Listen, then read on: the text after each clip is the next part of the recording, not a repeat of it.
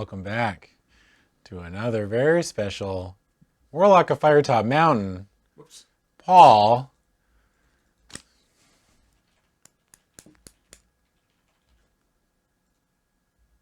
Everything's fine. Except for the capital H. There. Everything's fine. This is an extremely professional setup. Hi, and welcome back to a special episode of Dice Friends. My name is Adam. I am joined by Paul on tech. Hello. I'm Hi, responsible for changing the name at the bottom of the screen. Ignore the man behind the curtain.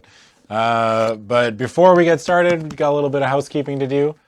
This stream, as always and every week, is brought to you by Wormwood Gaming. We use a lot of their products for our our dice rolling trays and our DM screen, which you can see during our D&D campaigns. It's all super high quality, and they do a lot of custom ordering.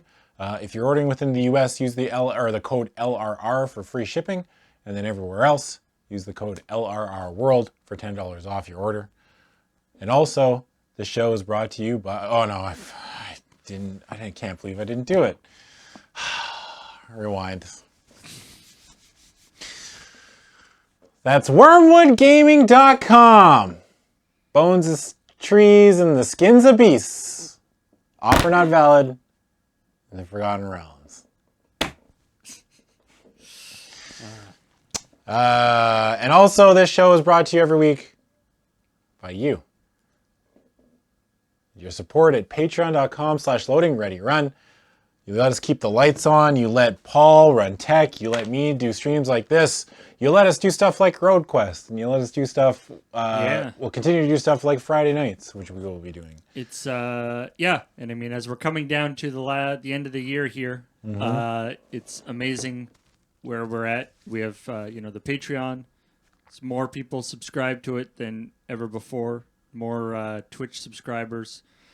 More supporters in every way than we were last year, which is positive. Growth, right? Growth is always nice. So thank you all so much for that. And also as a reminder, if you have been a supporter of the Patreon at the $10 level at any time in the past 2 years, you should have or will be receiving a thank you card from us. Because we wanted to send that out, and it's been massively delayed for all sorts of dumb reasons. But that is being sent out, or that has been sent out due to the vagaries of shipping around Christmas. You may not have received it yet, but it is on its way. So thank you very much, everybody who supported us in whatever way you can. So, it's come to this. Part 2 of the Port of Peril. Last time we left off, we had made friends with a ninja named Hakasan. And we were currently heading into the forest to look for Yest Rome. Yeah, so of course the first thing you had to, or you went through a lot of stuff. Like you were started out in a city. Yeah. And then did a bunch of stuff there, and then you went along for a while and went into a cave and did a bunch of stuff there. Yeah. And then on the way out of the cave, you met up with this ninja. Yeah. And then you traveled with her for a bit, and then you saved a guy who would... Wait, no, you didn't save... There was a guy... Oh, yeah, the dude in the basket? There was a guy who was in a basket underneath a bird, and then you messed with the bird, and the bird dropped the basket. Yeah. And then... Oh, no, he messed with the bird, and the bird dropped the basket, and then he died in a very long, drawn-out process that allowed him to give you a bunch of background information. Which has led you to going back to the wizard's place from, like... The first book. The first book, yeah. Yeah, it's Tromo's Tower. We ended up splitting ways with the ninja because we didn't believe the guy's story. Right. And then we split ways, and then we went into the woods by ourselves, found some cursed gauntlets, put those on. That didn't go too well. And then Hakasan showed back up, took the gauntlets off us, dusted us off, and said, "Hey, we should probably go do this thing." And I was like, "Yeah, you're probably He's right." like, I left you alone for like half an hour. And you just find me in the woods. Yeah. You like were magnetically attracted to the nearest cursed item and immediately put it on. Yeah, it's incredible. So yeah, we remember like vaguely where we are. We're just gonna kind of go to the ending and see where we stand for time. I don't know like how long this will go for. I am extremely not feeling well. Not feeling good. So I'm trying. Got some neocitrin. I'm alive, and we're gonna try to get through this. So if my voice starts to go a little bit, I apologize. So, all right, I'm going to reread this entry because this is where we left off last time. We had found there was a dude who made little boxes that were traps. Right. Or sometimes were traps. Or sometimes, they were most times were traps. He's known for it, right? Right, like every right. one of his, and his name is Gurnard Jago. And you picked up one of his boxes in the dungeon. Yeah. Or in the cave, which almost killed you until the ninja saved you from it. And now you have opened you've opened a box. You've opened a chest that's you found his tree fort. Yeah. And you climbed up into it. He's gone, but there's a chest there. And you open the chest, and let's see what's inside. Well, to my credit, though, the first box that I found with his little signet on it, I didn't even open. I was like, nah, I'm not touching it. And then the ninja was like, oh, yeah, that's really dangerous. I was like, I knew it. Yeah. Don't open the box. Don't open the box. All right. Yes, for those of you who are unaware, or no, those that you keep saying something, yes, I know that my stream at home is still alive. I know. There's a command for it. Oh, that's incredible. Yep. It happens. All right. You lift the wooden chest and see that it is filled with lots of wooden boxes, all with the same ornately carved lid, featuring a beetle motif identical to the one you found. You are convinced you have found Gurnard Jago's home, and the hot soup on the stove suggests to you that he is still very much alive. Hakkasan agrees, saying, maybe we should wait here until he returns. If you want to wait for Gurnard Jago to appear, turn to 280.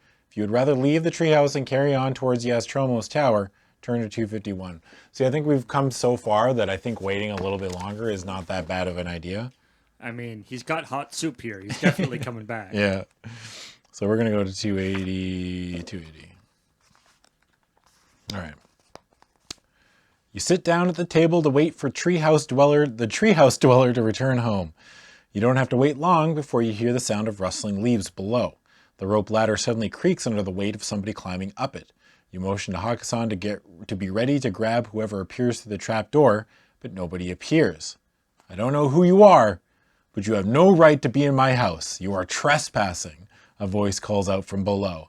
Leave now, or I'll fill the room with poisonous gas and feed you to the wolves. That's very specific. Wow.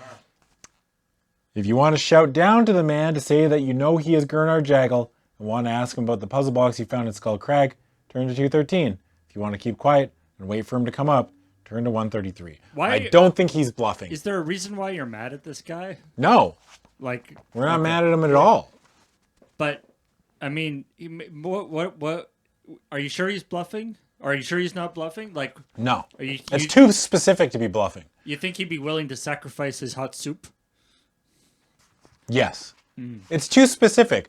The fact that he's going to feed us to wolves, too, it's too specific. He's done this before. Killing you with poison gas and then feeding you to wolves, that's... Doesn't that just poison the wolves? Yeah, that seems mean to the wolves. Yeah.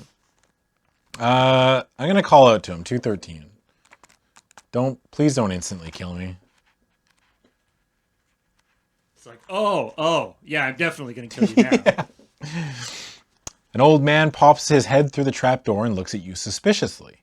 He has thinning white hair and is wearing a sleeveless jacket over his dark green shirt. He climbs up the ladder and steps into the room, keeping his eyes on you, a glass vial held threateningly in one hand. Don't even think about it, the man says coldly, gesturing towards your drawn sword. Put your weapons away so we can talk. You are right. I am Gurnard Jago. I would be willing to tell you about my puzzle boxes, but the information will cost you 3 gold pieces. If you want to pay his price for information about the wooden box, turn to 108. If you would rather tell him you are going to leave his treehouse and continue on your journey, well, I have like a billion gold. I was going to say, I don't think you've had like much to spend your money on. No, I have like 17 gold pieces. A pittance, Gurnard Jago. 17 gold pieces. That's definitely like $1 billion. It's pretty much. In today's economy? Yeah. Yeah. All right, I'll pay my 3 gold. So 108. All right. Oh, this is a long one. Did you show them the picture? I don't even. There's a picture? There was a picture of Gurnard. I can't remember what the entrance was. Where is it? There. Oh, there it is. That's what he looks like. Yeah. Wow. He's really giving you the side eye. Yeah, dude. He wasn't messing around too. That's poison. He's got poison. All right. Gurnard Jago walks across the room and sits down on the edge of his bed. As you may have heard, I like gold, but gold doesn't like me. It seems to avoid me at all costs. So I thank you for these 3 gold pieces. You may know that I am a failed treasure hunter. For years I tried to find gold, but only did once. But I was robbed of it and became very angry and decided to take my anger out on other treasure hunters. This is written like very little. It's like, I went to go find gold and I didn't find any. So then I took out my anger on other people who did find gold. I am upset. This is me telling you that how upset I am. It's like, okay. I began making booby-trapped wooden puzzle boxes, making them very hard to open. I put a vial of poisonous gas inside the boxes, like the one I am holding now, and left them in caves and dungeons, hoping a treasure hunter would find them and smash them open to release the gas. I have regretted it ever since. I hope nobody actually died from trying to open one of my boxes. Wow. I hope no one died. So he's regretting making a whole bunch of poisonous boxes. Hakkasan tells Gurnard that unfortunately he may have caused 1 or 2 fatalities. With tears in his eyes, Gurnard apologizes over and over again and asks how he might atone for his crimes. If only there's some way that I could have, gone back and taken the boxes out or done something. Taking the poison out? Put a sign on them, warned some. If there's only something I could have done. Just a post-it instead note. of nothing. You could just slap a post-it note on top of each one. You tell him that you believe Alantia will be in grave danger when Zanbar Bone returns from his twilight existence, and that is why you were on your way to warn Yest Rome about an imminent attack on his tower. You tell Gurnard that anything he could do to help would go a long way to absolve him. Gurnard looks at you, trembling. The only person who knows how to defeat Zanbar Bone is the wizard Nicodemus. I found the iron chest in the crystal cave, but there wasn't any gold inside. Somebody else got there before me, but they missed the greatest treasure of all, the ring of burning snakes. The fabled ring that once belonged to Nicodemus. I found it on the floor near the empty chest. It must have fallen out when the treasure hunters opened the chest in their hurry to take the gold amulets. But alas, I no longer have the ring. Of course. It was taken from me by a chaos warrior by the name of Clash. He ambushed me when I came home last night. Last night? Yeah. He's had this thing for like years. Just last night, a Chaos Warrior jumped out of the woods, spooked me real bad, and I dropped the ring. He rolled real bad on the Wandering Monster table. Yeah. There was nothing I could do to stop him from taking the ring. I am lucky to still be alive. I fear Clash has been hired by Bone's most faithful servant, Lord Azur. They're dropping a lot of names in this one little paragraph. Yeah. Somehow, he must have known that I had the ring. I'm certain the ring has special powers which Nicodemus could use to defeat Zanbar Bone. Hakkasan looks at you anxiously and says, what do we do now? Should we track down the Chaos Warrior or warn Yest Rome first? If you want to chase after Clash, turn to 43. If you would rather leave immediately and press on towards the tower, turn to 251. So, I mean, one thing you know is that you're a kick-ass fighter. Yes. Kind of. Still. Yeah. We were, and then we became not, and then we went back up again, and then we were at 13 skill, but now we're back at a lowly 11. Yeah. It's still pretty good. Pretty darn good. Yeah. So if you got to actually fight this Chaos Warrior guy, you're probably fine. Yeah. The trick is if you can actually find him. I also have a backpack full of just garbage that I've picked up. So, and I've got to be able to use it at some point. Why do I have a pig trinket? Huh? A pig trinket? Yeah, it's right here. Pig trinket. I have Noop powder, some Noop. Sif-Saf paste, Right. Sif-Saf paste. Grickle wax. I already used the Grickle wax. I use the Grickle wax, yeah. I have a lock of gray hair. I have some Right. fish hooks, a bag of salt, and a bow and 6 arrows. I remember they. Also a jar of worms. Right. Right. Yeah, that was like a thing where it's like there's like 5 jars, take one. And you're like, worms, I guess? Yeah, I guess we'll take the worms. Because apparently I don't have room for more than 1 jar. Yeah. I also have a small brass bell, a bag of nails, a goblet, an iron key, 2 pieces of chalk, a lantern. Oh boy. Man. All right. If you like explode, you're just gonna you're Just- gonna be you're gonna be It's gonna be gear everywhere. gear everywhere, and also I feel like with that bag of nails, you're gonna be just like shrapnel everywhere too. Yeah. I'm gonna chase after the Chaos Warrior. I think that's the play. All right, Clash the Chaos Warrior. To be honest, I didn't actually know that Chaos Warriors had names, other than like Chaos Warrior. You thought they were all just Chaos Warrior? Well, they were like the equivalent of like zombies or Like a whatever. foot soldier. Like zombies don't have. Do you think the foot individual soldiers have names? I mean, presumably. Like from Teenage Mutant Ninja Turtles? Oh yeah. There's not like Steve the foot soldier. I mean, they don't have. They probably have names. Well, they're robots in the cartoon, but Yeah. in the comic book, presumably they are people who have names, but they just don't tell Yeah. them to each other. Yeah. All right. Gurnard gives you some bread, dried meats, and hard-boiled eggs for your journey. Add 2 stamina points. Yo. I think I was at 19, so I'm going back up to 21. I've written so many different times. I like that this guy.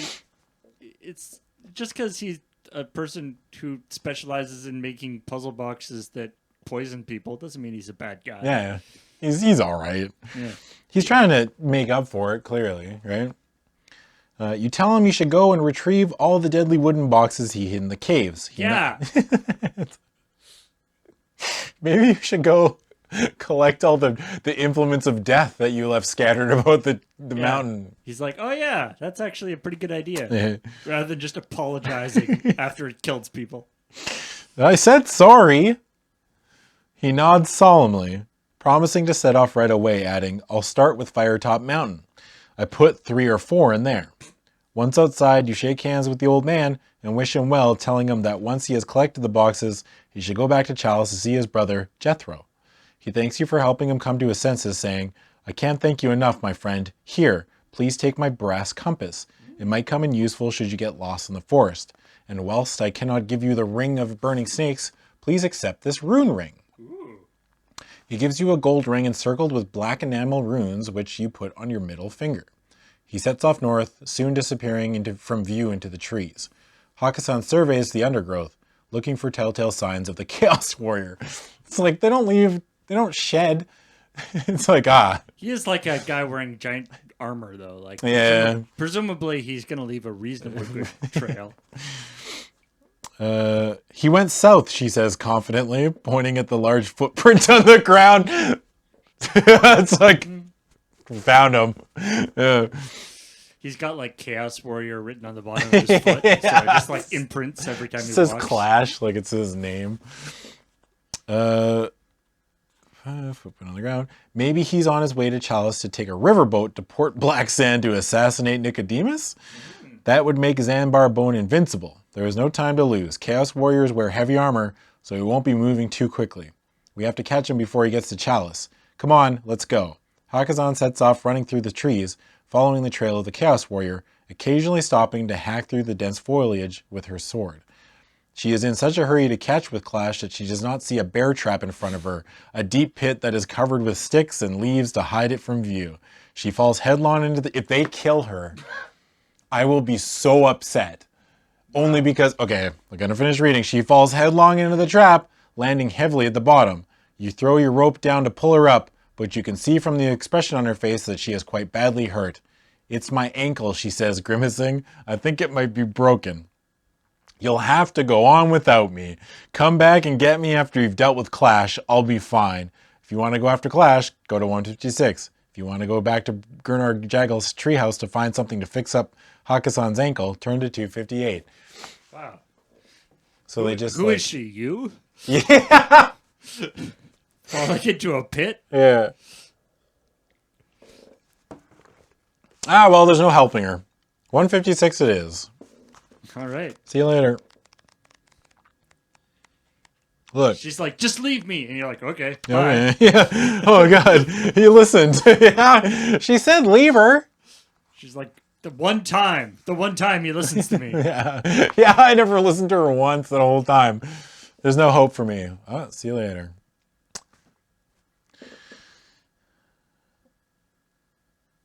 After helping her out of the bear trap, you make sure Hakkasan is comfortable before setting off, running as quickly as you can through the dense forest. It is not long before you come to the southern edge of Darkwood Forest and stop briefly to scan the horizon. In the far distance, you can make out the Greystone City wall surrounding Chalice. Excuse me. All you can see between you and Chalice is a swath of tall grasses blowing in the wind, but there is no sign of the Chaos Warrior. If you want to carry on running towards south towards Chalice, turn to 200. If you want to head west towards Catfish River, turn to 398.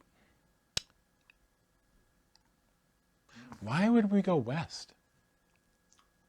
Yeah, I'm just trying to think about the game's logic. Like, what is the game trying to tell This is the first time they've mentioned Catfish River. Yeah. Right? Like, it's very specific. So I guess you can't, like, you've lost your tracker. Yeah.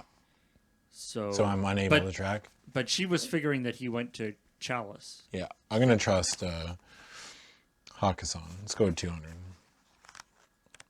Don't want to get catfished. You run through the tall grasses without stopping until you can run no further. Lose 1 stamina point. Okay. Imagine if that... What if you had 1 health? You'd just die, right? Yeah, just be like...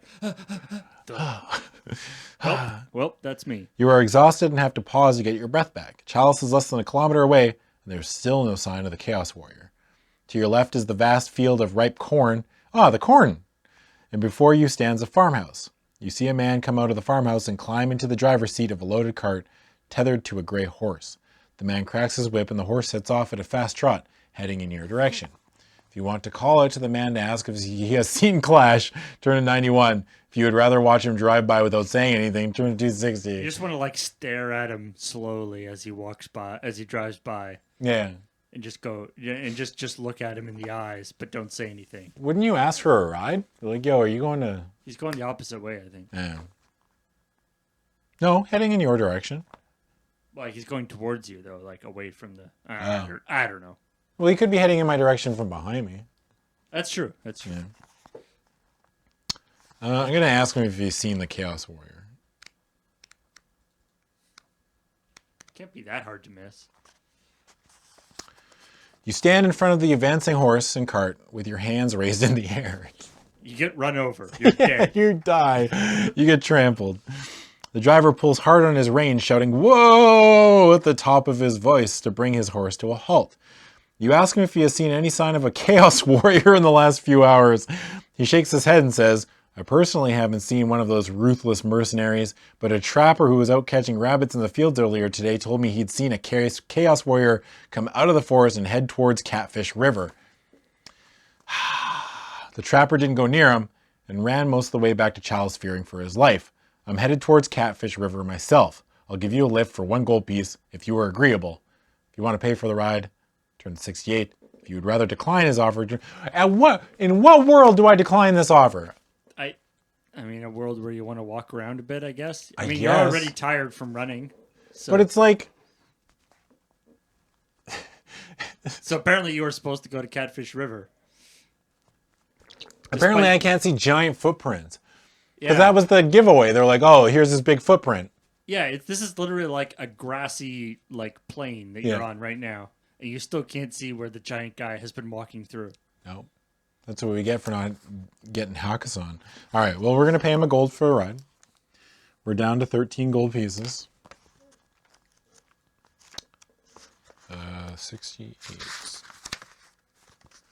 You climb on board the cart and talk to the ruddy-faced driver, who tells you that he is a farmer taking a delivery of corn and carrots to Largo, a small village on the banks of Catfish River west of Darkwood Forest.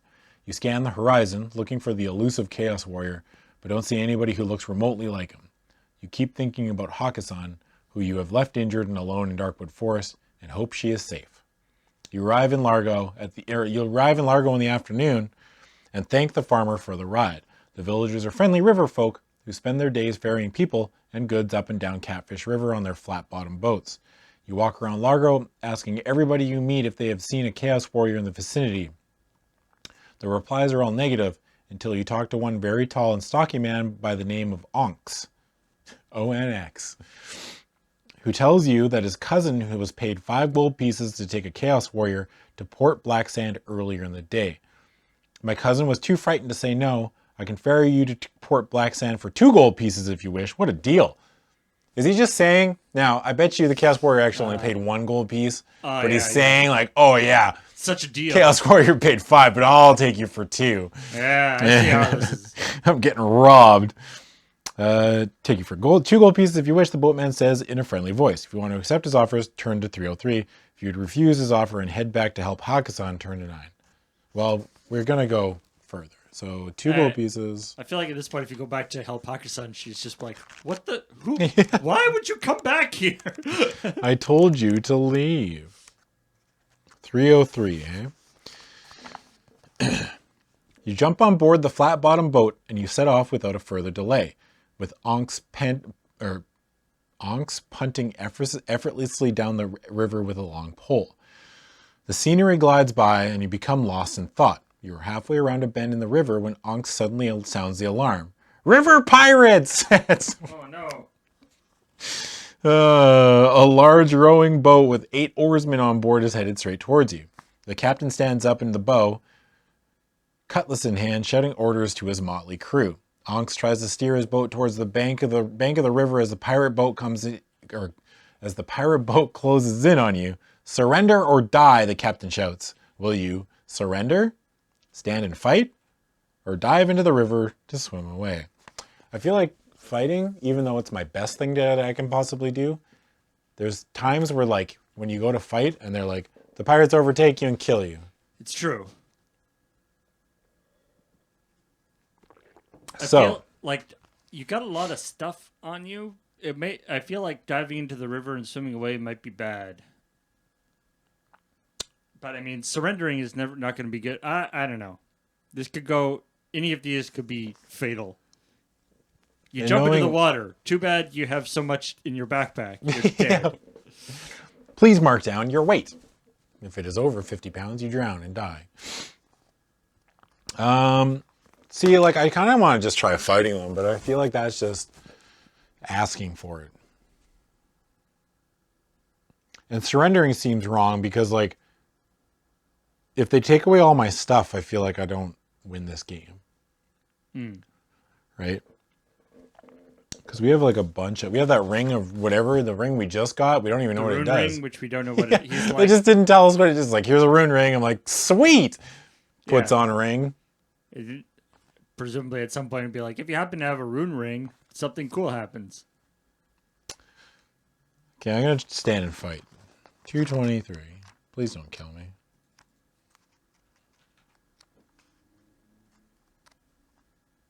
They kill me. Wow. Onx dives into the water and swims to the bank as the pirate boat rams your boat, splitting it in 2. You are thrown into the fast-flowing river with the oarsmen plunging their oars into the water to strike you. You are caught on the side of the head by one of the oars, which knocks you out. The pirates grab hold of you and haul you into their boat. You wake up to find that they have taken all of your possessions, including your sword. They chain your ankle to the bench seat in the boat and give you an oar. Welcome aboard, says the sneering captain. You are now officially under the command of Captain Crow. Row hard and you might get fed. You try to convince the captain about the imminent return of Zambar Bone, but he tells you to stop making up fanciful stories and concentrate on rowing. Wondering about the fate of poor Hakkasan, you begin your new life as a river pirate. Your adventure is over. Like Hakkasan's in a lot better state than you are. Yeah. Well, you're right.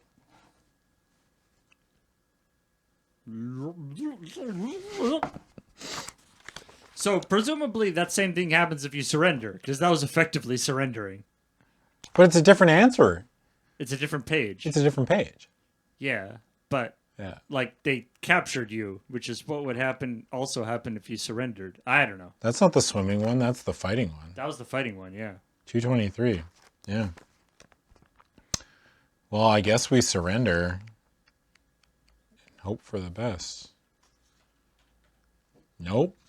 That is also an instant death. Yeah, well, because that's what happened, right? It's like you tried to fight them and then they just captured you. Dude, this book sucks. This book sucks. All right, well, let's find out what happens now. The pirate boat comes alongside your boat with the crew reaching out to take hold of it. The pirate captain orders you both to climb on board his boat and tells his men to take all of your possessions, including your sword. They chain you by your ankle to a seat in the boat and give you an oar. Welcome aboard, says the sneering captain. You are now officially under the command of Captain Crow. Row hard and you might get fed. Blah, blah, blah. Zambar Bone. Blah, blah, blah. Hakkasan. Blah, blah, blah. River pirate. It should have been just like, do you want to surrender or stand and fight? Turn to this page. Do you Yeah. want to run away? Why do we need two different answers? They just copy and pasted the same response. All right.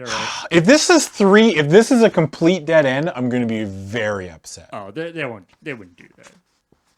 Actually, I have no idea. 151. Run away. Run away is the key. You both dive into the water as the pirate boat rams the flat-bottom boat, splitting it in two. You stay underwater for as long as possible to avoid being seen, swimming as hard as you can towards the southern bank. With your lungs feeling like they are about to burst, you are forced to come to the surface to breathe some fresh air. Test your luck. If you're lucky, turn to 205. If you're unlucky, turn to 52. Our luck is currently Pretty 9. good, I think. 9. 9? Yeah. So you have to roll 9 or 9 or less. 9 or less. Statistically likely. 6. Cool. Done and done. Should use the same color. Right. Our luck lowers to 8. 205.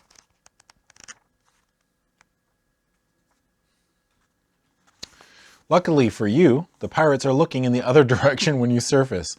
You breathe in a lungful of fresh air and dive down again to continue swimming underwater. You see reeds in front of you in the murky water and swim towards them so that you can surface hidden from view. When you reach the reeds, you find Onks is already there. He hands you a reed and whispers to you to keep your head under the water and breathe through the reed. You wait 10 minutes before surfacing again to find the pirates have gone.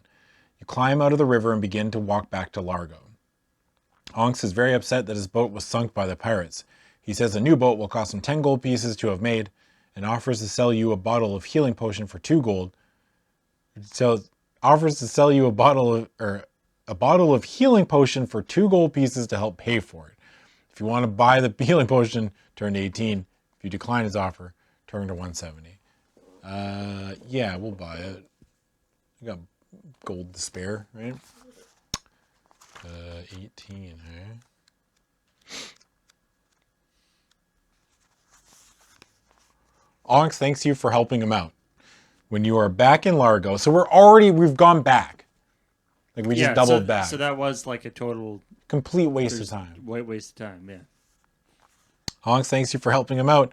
When you are back in Largo, he gives you a bottle of healing potions in exchange for 2 gold pieces. As a thank you, he also gives you some fresh fish to eat and a cup of goat's milk to drink. Add 2 stamina points. Thanks. Back up to 22. Since there are no more boats for hire to take you to Port Blacksand until tomorrow, you decide to go back to Darkwood Forest without delay. Wow. You were about to leave when Onks asked if you would like to buy a pair of bone dice that are handmade by the elders of the village. He tells you that they will bring you luck in any game of dice and are a bargain at 2 gold pieces for the 2. He's just like dumping all his stuff on you. Sure, I'll buy the dice. I'm a pack rat. Dice.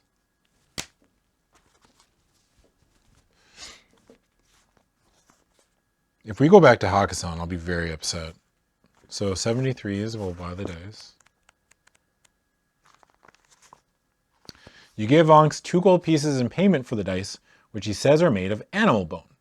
You notice that the number 1 on the dice has been replaced by a clover leaf. He tells you that you have bought a pair of lucky bones. Add 2 luck points. That's pretty solid. Back up to 10. You bid farewell to Onks and leave Largo to head back to Darkwood Forest, walking as quickly as possible. A few hours later, you were back at the spot where you left Hakkasan in the forest, but are alarmed to discover that she is not there. You wonder if maybe you were in the wrong place, but are certain the tree you are standing next to is the same one Hakkasan was leaning against when you left her. You took your time, didn't you? A familiar voice calls out from above. You look up to see Hakkasan staring down at you with a branch from the tree, or from a branch of the tree. You ask her how she managed to climb the tree with a broken ankle, to which she replies, I used a rope to pull myself up. It's safer up here. Well, did you deal with Clash? You reply that you failed to find him, unfortunately, and explain what happened. She lowers herself to the ground, sits down and says, that's not good, and we can't give up now. You see that her ankle is very swollen, and tell her that you hope you will be able to fix it up, or you tell her that you hope you will be able to fix it up, handing her the bottle given to you by Onks. She asks what it is, and you reply that it was sold to you as a healing potion. After you then, Hakkasan says, smiling. If you want to drink some liquid first, turn to 351. If you want to insist that Hakkasan drinks it, turn to 122. I mean, he wouldn't do you dirty like that. She's known what all the poisons were. But you're buddies with that guy. He wouldn't sell you like a bad potion. Maybe. I don't know. Yeah, I'll drink it first. But if I drink it first, then what if there's nothing left for her? Yeah, maybe it loses its magic after you drink it once. Or I'm going to insist she drinks it. 122.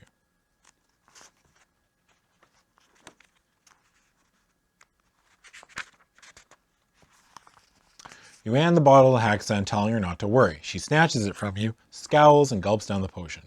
Her scowl soon turns to a smile, and she says with glee that her ankle feels suddenly strong and free from pain. Minutes later, the swelling is gone, and she's able to stand and put her full weight on the ankle. That's incredible. Thank you, thank you, thank you, she says happily. Yeah, that guy was your buddy. Yeah.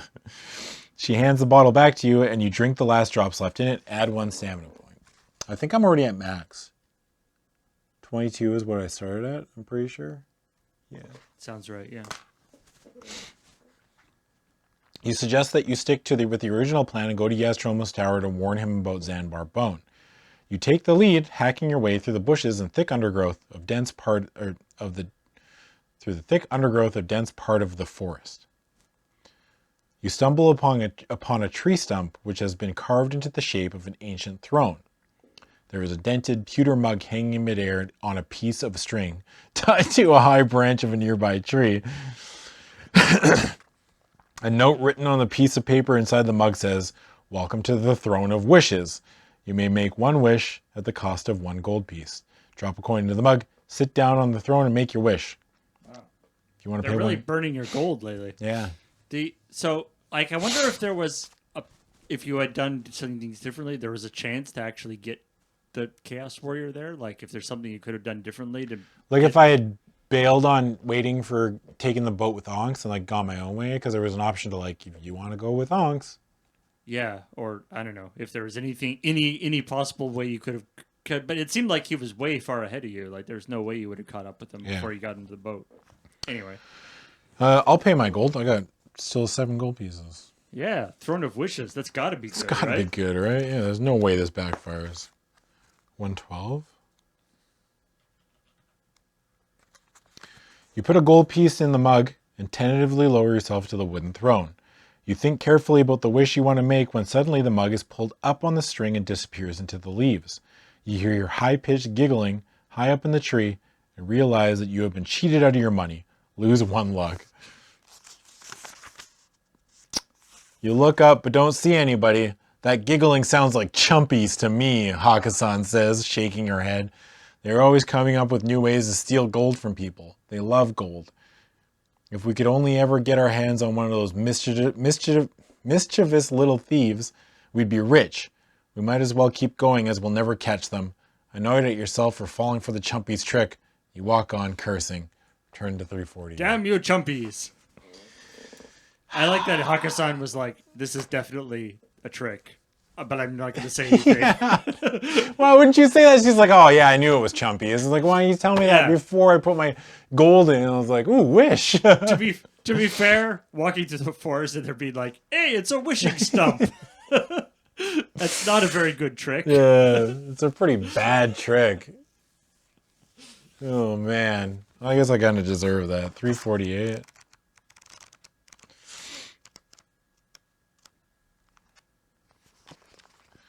The further you go, the more forest thick vegetation closes in on you.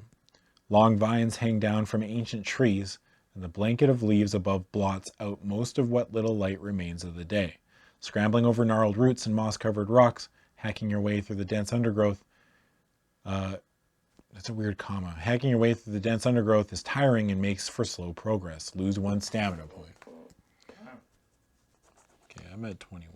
They're being a lot more like, you're tired, lose a stamina point. Yeah. You're out of breath, lose a stamina point.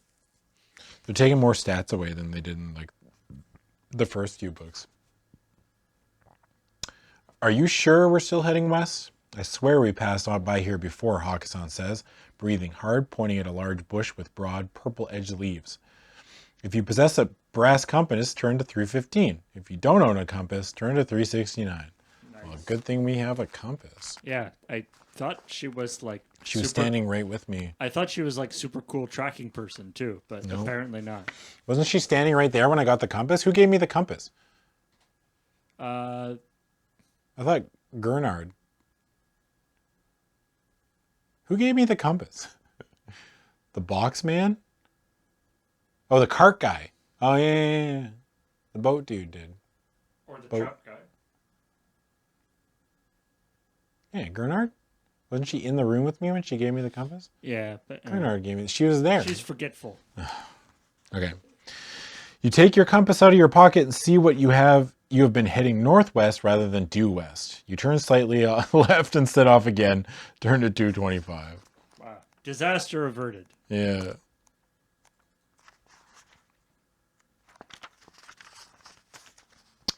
The undergrowth thins out a little, allowing you to make better progress. You keep going until you reach a clearing where you see an enormous troll's head some 5 meters high, carved out of the face of a rocky outcrop. The idol is partly concealed by moss and vegetation, and has stone steps leading up to its open mouth, which is nearly 2 meters in diameter. If you want to walk into the open mouth of the idol, turn to 37. If you want to keep on walking, turn to 284. There's a picture too. Oh yeah. Do you walk into that? That seems... Apparently, I was under the impression that you guys like knew where the wizard's place was, that you weren't just like wandering randomly through the forest, Yeah. hoping to encounter it. But apparently, that's what you're doing now. Pretty spooky. I mean, yeah, like I'm not a looks coward. like something from Peter Pan. 37. Gotta do it. If you're a coward. If you're a coward.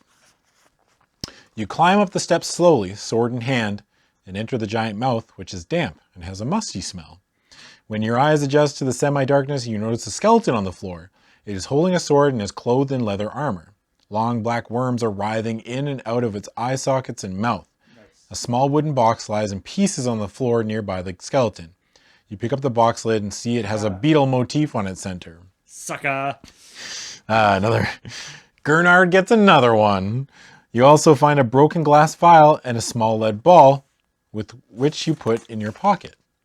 Another one of Gurnard's specials, Hakusan says with a sigh. So, like, Gurnard boxes are just always... Like, they're not like a puzzle box that you get something good if you can open it. They're just always poison. Always poison. Yeah.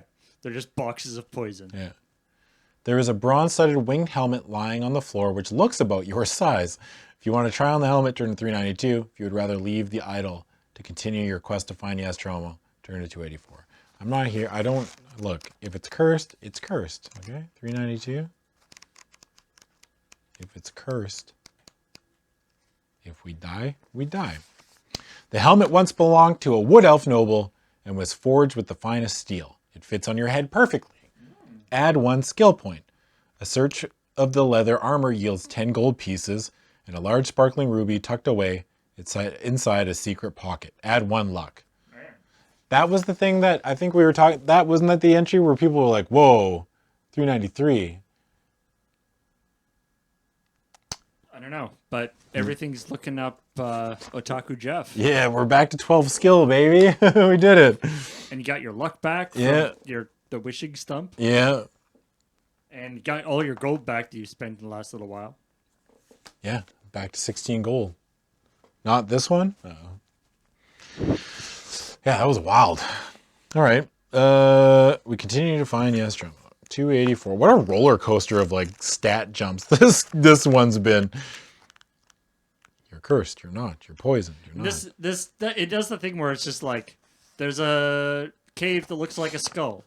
You go in and you die because it was a cave shaped like a skull, you idiot. And then it's like, here's another cave shaped like a skull. You go in, oh, there's a whole bunch of awesome stuff in there. Because of awesome things are always in caves shaped like skulls. Yeah. It's just like, you're a genius. Yeah.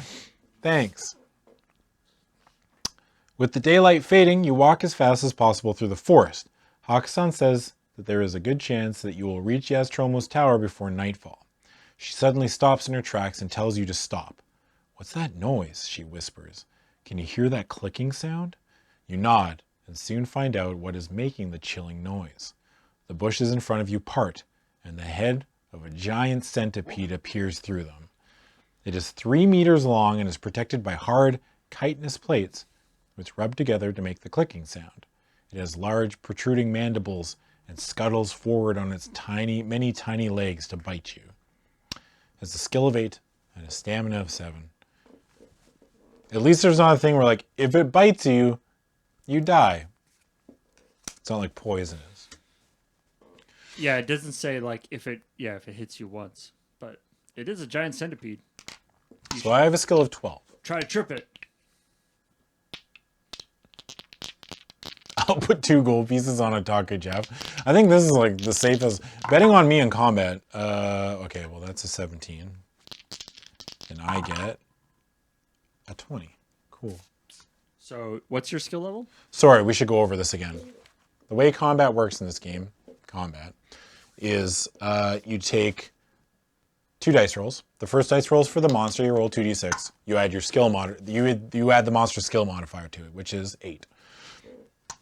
I rolled a 9 for the monster, so adding 8, it gets 17 skill. And then I roll 2d6 and I add my skill level, which is 12, to that dice roll. And if I beat it, then I take 2 hit points from the monster's life total. And if I don't, then the monster does 2 damage to me. So he has to beat you by 4. Yes. Yeah. I can do things where I can test my luck if I win a combat. And then if I test my luck and I'm successful, I do double the damage. But if I test my luck and I fail, then I take double the damage. Considering... Or no, sorry. I can double the damage, or if I test my luck and I fail, I do 1 damage. Right. And then the same goes for if it hits me, I can test my luck, and if I'm lucky, I only take 1 damage. But if I test my luck and I fail, I take double damage. Considering how good you are at combat and the number of times it's been test your luck or die, Yeah. I feel like using luck in combat is probably not the way to go in this particular This instance. adventure especially has been a lot of like test your luck or die, or just like pick a thing, die. Like I'm 100% sure when you were escaping from the... This is our like 3rd book, or this is our 4th book, and this is the first one that's had like hard... Like I'm 100% sure when you were escaping from the pirates that if you had lost that roll, you would have been like, pop up your head. Pirate sees you, Shoots, and you stabs you, or yeah. you're taking your adventure is over. Failing luck in combat isn't double damage. Is this +1? I mean, I could look it up, but all right. Anyway, so I won that first round of combat. The centipede goes from 7 hit points to 5. So now the centipede goes. It rolls a 16. I have to roll. I rolled a 16, so we tied. Nothing happens. Centipede goes. She rolls a 12. I can't lose to that, so it goes down to 3. The minimum I can roll is a 13. No, 14, because I have 12 skill. Yeah. It rolls a 12. I can't lose to that. Centipede goes. And it rolls not enough. An 11. Otaku Jeff, master swordsman. Shish kebab centipede. Yeah. You cut the centipede up into like separate steaks for each of his like sections. Yeah. 310. You wipe your sword on some leaves to clean off the yellow gunk from the centipede's innards and tell Hakusan that you have to keep moving or else risk having to sleep out in the forest. But Hakusan complains that her ankle is aching and asks if she can sit down for a short rest. If you want to agree to stop, turn to 194. If you insist to press on without stopping, turn to 246. I feel like this is one of those answers that I get punished no matter what I choose. Considering the way this book has been going. I like at this point, Hakusan is just like, you know what? Let the guy fight. I'll just stand back here. That's like a thing. That's the one thing he's good at. Yeah. I'm disappointed that the healing potion apparently just wore off. Or I guess, I don't know. She's been walking a lot, maybe. I kind of do want to wait, but I feel like that's just... I'm going to get punished. I mean, it's nighttime anyway. Like, it's getting towards dusk. Yeah. So, I don't know. I'm going to go to 190. Oh, it's so bad. You agree? Yeah. 194. Don't kill me. Don't kill me. Hakusan has historically had the right idea. Yeah. Whilst she is resting, you take the opportunity to pick some ripe berries from nearby bushes, which you share with Hakusan. Add 1 stamina point. Oh, good. Let's just eat random forest berries. The berries are poisonous. You die. Feeling better, Hakusan stands up and you set off again. A few minutes later, you hear somebody in the distance calling out, "Big Leg! Big Leg! Where are you?" Who was Big Leg again? Didn't we run into this? Didn't we kill Big Leg? Did we? I don't remember. If you want to see who's calling out, turn to 159. If you want to keep quiet and avoid whoever it is, turn to 176. I hope the centipede wasn't Big Leg. That'd be like mini leg. Yeah. Is he leg dough, perhaps? Oh, leg dough. Wait. No, seriously, chat. Was there somebody named Big Leg that we've totally forgotten? It sounds familiar. Yeah, wasn't Big Leg in the Forest of Doom book? Oh! Big Leg. He was in the Forest of Doom. Yeah, Big Leg was a guy from the previous book. Yeah, I just remember it vaguely. Right, and he was your buddy. I think so. Was Big Leg evil? I don't even remember. In the Forest of Doom book, the dwarves were on your side. Yeah. Like you were helping out the dwarves. I am Big Leg. I have a big leg. Yeah, right. Was he the guy who was like hurt and you actually like took his thing and like delivered the message that he had to deliver, or the whatever, took on his quest? Yeah. Oh yeah, Big Leg was the dude. Yeah, that asked us to find the hammer. Yeah, he's the one that got shot with the cross. He's like, find the hammer. Yeah, right. Well, okay. Okay, I guess. The question is, are you actually that guy? I don't know. I don't think so because we talk about Yest Rome like we don't. Well, I guess we talk about Yest Rome like. I don't think you are that guy. I think you're just another guy. Look, there are a lot of otaku Jeffs. It's like James Bond. There's many otaku Jeffs. I'm going to turn to 159. What's the worst that could happen? They kill us. You walk towards the sound of the voice, or you walk towards where the sound of the voice is coming from and enter a small clearing where you see a short, stocky man with balding hair and a long, bushy beard sitting on a log, sharpening his battle axe. He's wearing a chainmail shirt over his tunic, a cloak, and big brown boots. By his side are a crossbow and an iron-rimmed wooden shield. He doesn't seem concerned by your sudden appearance. "Friend or foe?" he asks in a booming voice. If you want to reply friend, turn to 360. If you want to reply foe, turn to 209. He's going to be like, but it's opposite day. Kill you. Paul, I swear to God, if I say friend, he's like, haha, opposite day. I will get up and I'm walking out of here and I'm not coming back. That's fair. Okay. 360, I'm going to say friend. Foe, you coward. Come on, Twitch chat. I'm trying to actually beat the game. 360.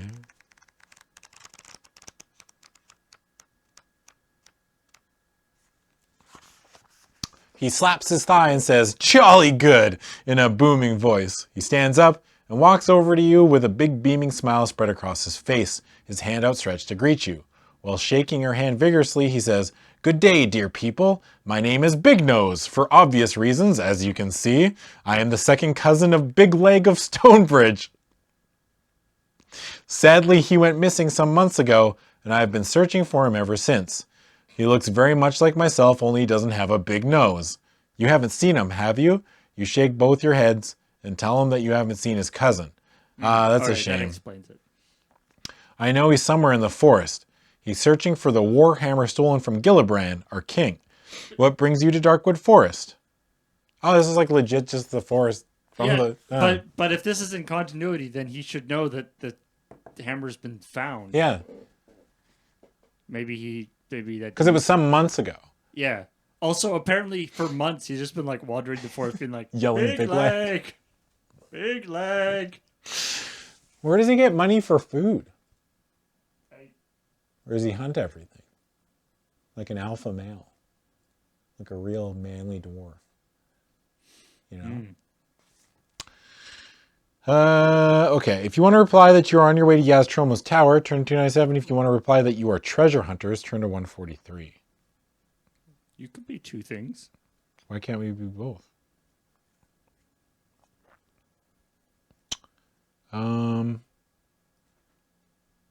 Yest Rome Tower seems like the safest bet. 297. The dwarf's eyes light up at the mention of the name Yest Tromo. The Grand Wizard is a very good friend of the dwarfs of Stonebridge. Are you... 297, sorry. Oh, 297. I went to 197.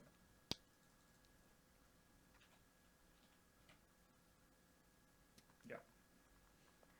The dwarf's eyes light up at the mention of the name Yest Tromo. The Grand Wizard is a very good friend of the dwarves of Stonebridge. Are you friends of the great man too? Big Nose asks enthusiastically. You reply, whilst you are not a friend of Yest Tromo, you need to find him to warn him that he is in grave danger. Danger? What kind of danger? Big Nose asks anxiously. You look at Hakkasan with your eyebrows raised, and she returns a look and shrugs. If you want to tell Big Nose about the imminent return of Zambar Bone, turn to 165. If you want to say that you are unable to share your news with him, turn to 329. Wow. What happens if you encounter the other Otaku Jeff? That would be incredible. You'd be like, you find like, because he was like a mage's apprentice, right? So you like are walking through the forest. It's like you meet. No, that was the Citadel of Doom guy. Citadel of Chaos guy was a mage. Oh no, yeah. This Otaku Jeff was just like a run-of-the-mill adventure. Yeah, so it's like you encounter another. It's like a guy who's like, oh yeah, I'm looking for a hammer. For this I will lose my fucking mind if we run into the previous version of ourselves. Yeah. Oh my god. We're losing track of the Otaku Jeffs. Yeah. All right. Turn to 165. Like you've been telling everybody about Zambar. Yeah, I've just been anybody that gives me a second of their time, like Zambar Bone. He's coming for us. Yeah. If at this point you're actually supposed to keep it secret, that ship has sailed. Yeah. Big Nose's mouth drops open in disbelief as you recount Horace Wolf's tragic story. Oh my goodness, that is the most terrible news I've ever heard since the disappearance of Big Leg. I would like to come with you to Yest Tromo's, but I have to find my cousin. The good news is that you are not far from the wizard's tower. Half an hour's walk this way, he says, pointing over his shoulders with his thumb. If there is anything of mine that might be of use to you, please say, I would happily trade. If you possess a rune ring, turn to 27. If you do not own this ring, turn to 35. That's the ring we have, right? Yeah. So I guess. Rune ring, 27. You die. He gives me a box with the spider on it. Yeah, I got this box. I don't know what's inside, but I bet it's really good. You rub your chin whilst. They've said that they've used the word whilst, like every entry so far. Feels like. I've reached my quota for saying whilst. You rub thine chin whilst. Yeah. You rub your chin whilst thinking about what items you might need. Big Nose looks at your hand and says, the gold ring on your middle finger. Can I ask you where you got it from? It looks like the rune ring that belonged to my old friend Maury Silverheart, who lost it whilst awkward. Who lost it whilst hunting in Darkwood Forest. Apparently there's like 5 people in this forest that like all know each other. They're all just like, yeah, I know him. Yeah. Sadly, he was later killed by hill trolls on the pagan plains. Is there anything I could offer you in exchange for it? It would give me great pleasure to return. It would give me great pleasure to return it to his widow. Hakkasan points out a silver pendant in the shape of a dragonfly hanging on a silver chain around Big Nose's neck. What's that? She asks. It's just a pendant. It's nothing special as far as I know, Big Nose replies.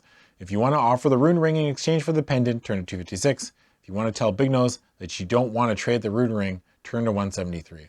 There is absolutely no reason for me to not trade this rune ring. Well, it's like, so you've got something that is possibly a magic item that you don't know what it does. Yeah. And it's like, so do you want to trade this possible magic item, but you don't know what it is, for this other thing that might be a magic item and you don't know what it is? Mm-hmm. Is there any difference? They're both the same thing, basically. Like they both, yeah. Yeah. I don't know. Sure, 256. We'll trade it. Big Nose is delighted with the trade and thanks you over and over again. He slaps you on the back and tells you that he must be on his way. I need to find my second cousin before I go back to Stonebridge with the rune ring, so I'll say goodbye now. Cheerio. The dwarf walks past you, whistling a happy tune, and is soon out of sight. On closer inspection, you see that the pendant has a maker's mark on the back, the initials JF. It must have been crafted by Jaden Pham, Hakkasan says excitedly. His dragonfly pendants are worth a fortune. If you want to wear the pendant around your neck, turn to 135. If you'd rather put it in your pocket, turn to 218. Hey, so Hakkasan is like, wait, I know that there's a guy who specifically makes dragonfly pendants. Yeah. And like, so maybe that's it's such a specific thing to have. Oh yeah, that's the thing he does. Like, I only make dragonfly pendants and that's it. Yeah. Wondering if the pendant has magical properties, you place the chain tentatively around your neck. You are slightly disappointed that you do not feel any golden sensation or magical powers, but are also very relieved that nothing terrible happens to you. Turn to 333. Huh. We just got cheated by Big Nose, I think. What if you meet some pirates and they're like, hey, that's a cool chain around your neck. I can cut off your head now. Yeah. Now you die. You push on through the forest, spurred on by the fact that you are nearing your destination. The trees thin out a little as you approach the southern edge of the forest, and suddenly you see the top of a huge stone tower poking out just above the treetops ahead. Hakkasan whoops for joy, saying, Yest Rome's tower! We found it! You walk on as quickly as possible in the fading light, soon arriving at a clearing where the tall tower stands proudly, causing a formidable shadow to cast across the forest floor. Built with the help of the dwarfs of Stonebridge, it has been home to the Grand Wizard Yest Rome for as long as anyone can remember. As you walk towards the great oak door, you are alarmed to see that the limestone blocks at ground level have turned jet black to a height of 3 meters. Just as you are about to ring the brass bell hanging in the doorway, the door flies open. A ruddy-faced old man with long white hair and a long white beard stands blocking the doorway, staring at you with a deep frown on his face. He is holding a wooden staff and is dressed in long, flowing scarlet robes. His is a wise looking, and you don't feel threatened despite his cold stare. Hello. Do I know you? Have we met before? Have you come here to deliver my cakes? Have you stolen my cakes? The first rule, don't touch my Percocet. Second rule, you got any fucking Percocet? It's like, where are my cakes? Do you have any cake? If not, you can turn around and be on your way, he says abruptly. You reply saying that you have bad news regarding the tower. My tower? As if I don't know about my tower? Look at it. It's turning black. It's as though black ink is coming out of the ground and creeping up the walls to stain the beautiful limestone.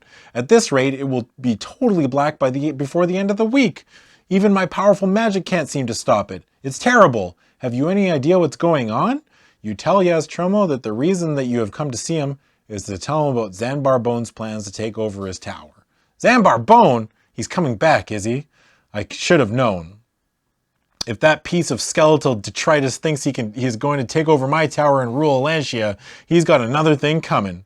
Another think coming? Ooh. He's got another cake coming. Another kink coming. Yeah. He's gonna take my cakes. You better come in and tell me all about it. You enter his tower and follow the Grand Wizard slowly up his winding wooden staircase. He huffs and puffs all the way up to his library on the 4th floor, where he slumps down into his favorite armchair, mopping his brow with a bright orange handkerchief. You sit down next to him and recount the alarming tale told to you by poor Horace Wolf. I see. This is very bad news indeed, he says, looking glum. It's getting late, so I suggest you spend the night here. We'll have some supper and come up with a plan. How hungry are you? Do you want to eat right away? Or would you like to look at my fine collection of books? If you want to eat immediately, turn to 14. If you'd rather look at Yest Rome's books, what a weird... This is a very important decision. This is very important. You eat immediately. Your stomach is full. You explode. You think the books will kill me? I mean, it's possible. There's lots of pictures of food in the books. You're so hungry that you starve to death. Yeah. Okay, I'm going to read the books. 241. There was another one where you were in the library. It was you read the book and it was like, oh yeah, the bad guy's weakness is this. Yeah. You know, it had one of the answers to the lock. It was a lock combination written down in the book. Right. It was like the number to that is 2481. You scan the many rows of bookshelves and pull out a large leather tome entitled Demon Princes. You flick through the pages and open the book at the chapter headed Skeleton Demons, where you find a page dedicated to Zanbar Bone.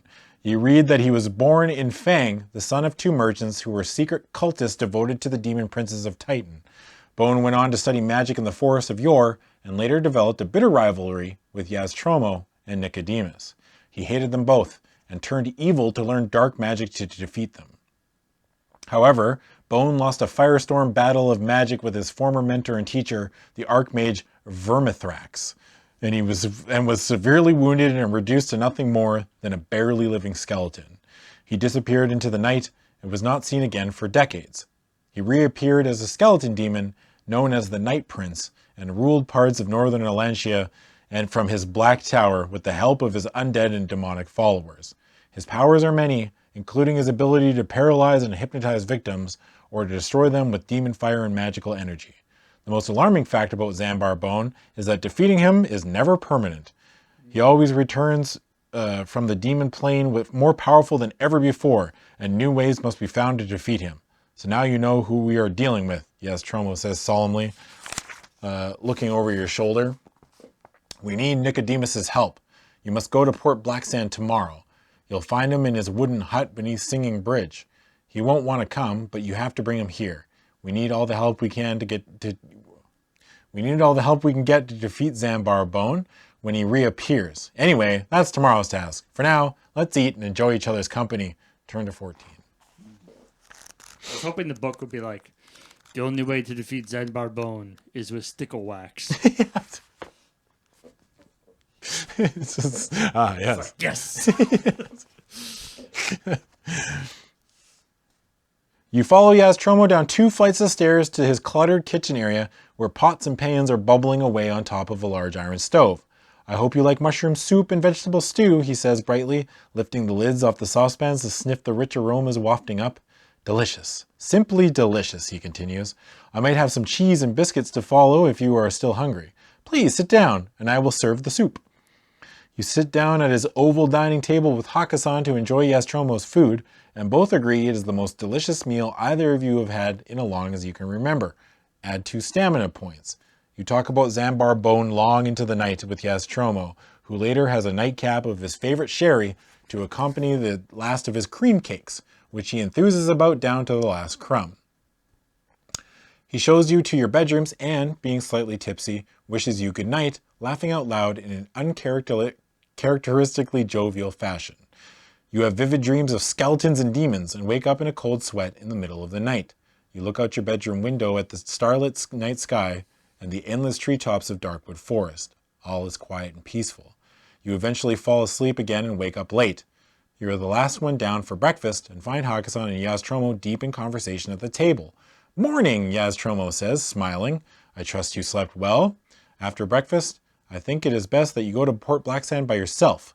Firstly, Hakusan needs more rest. Her ankle is swollen again. Secondly, I only have one horse. The sooner you get to Port Blacksand and find Nicodemus, the sooner you will be back. But before you go, I think a little magic is in order to help you out. I can offer you improved fighting ability, increased strength, or good fortune. Eat your breakfast whilst you decide what you need. Will you? I mean, like, skill's just like the windmill slam, right? I mean, like, isn't everything at full at the moment, basically? Yeah, but this is like the magic way of doing it. Right. Yeah. But it's not like I was just like, it's like you haven't been hurt. You're like, your stamina. My luck's at 10, which is fine. Your stamina is full. Your luck is almost full. Yeah. So yeah, you might as well try. My luck starts at 11, and I have 10. So I'm worried that, like, he says, if we pick one, it's like, oh, increase it to its starting value. Yeah, right. You know what I mean? The Yeah, I know my home stream's still up. I think we just take skill and just hope, right?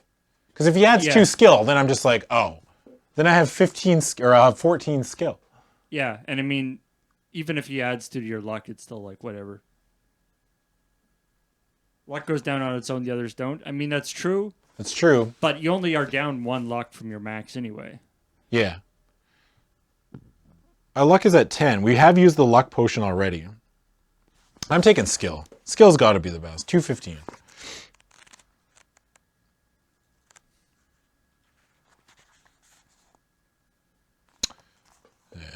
Pretty much happens the way I thought. As soon as you have finished your breakfast, Yest Rome hands you 15 gold pieces and tells you to get ready to depart. You meet him on the ground floor where he asks you to touch the tips of the fingers of your fighting arm with the fingertips of his opposite hand. A bolt of energy suddenly shoots up your arm and you immediately feel incredibly dexterous and powerful. Increase your skill score to 12. Turn to 272. That's actually... Imagine if you like hadn't maxed out your skill all this time. Yeah. Like the fact that it just sets it to the highest possible value is pretty ridiculous.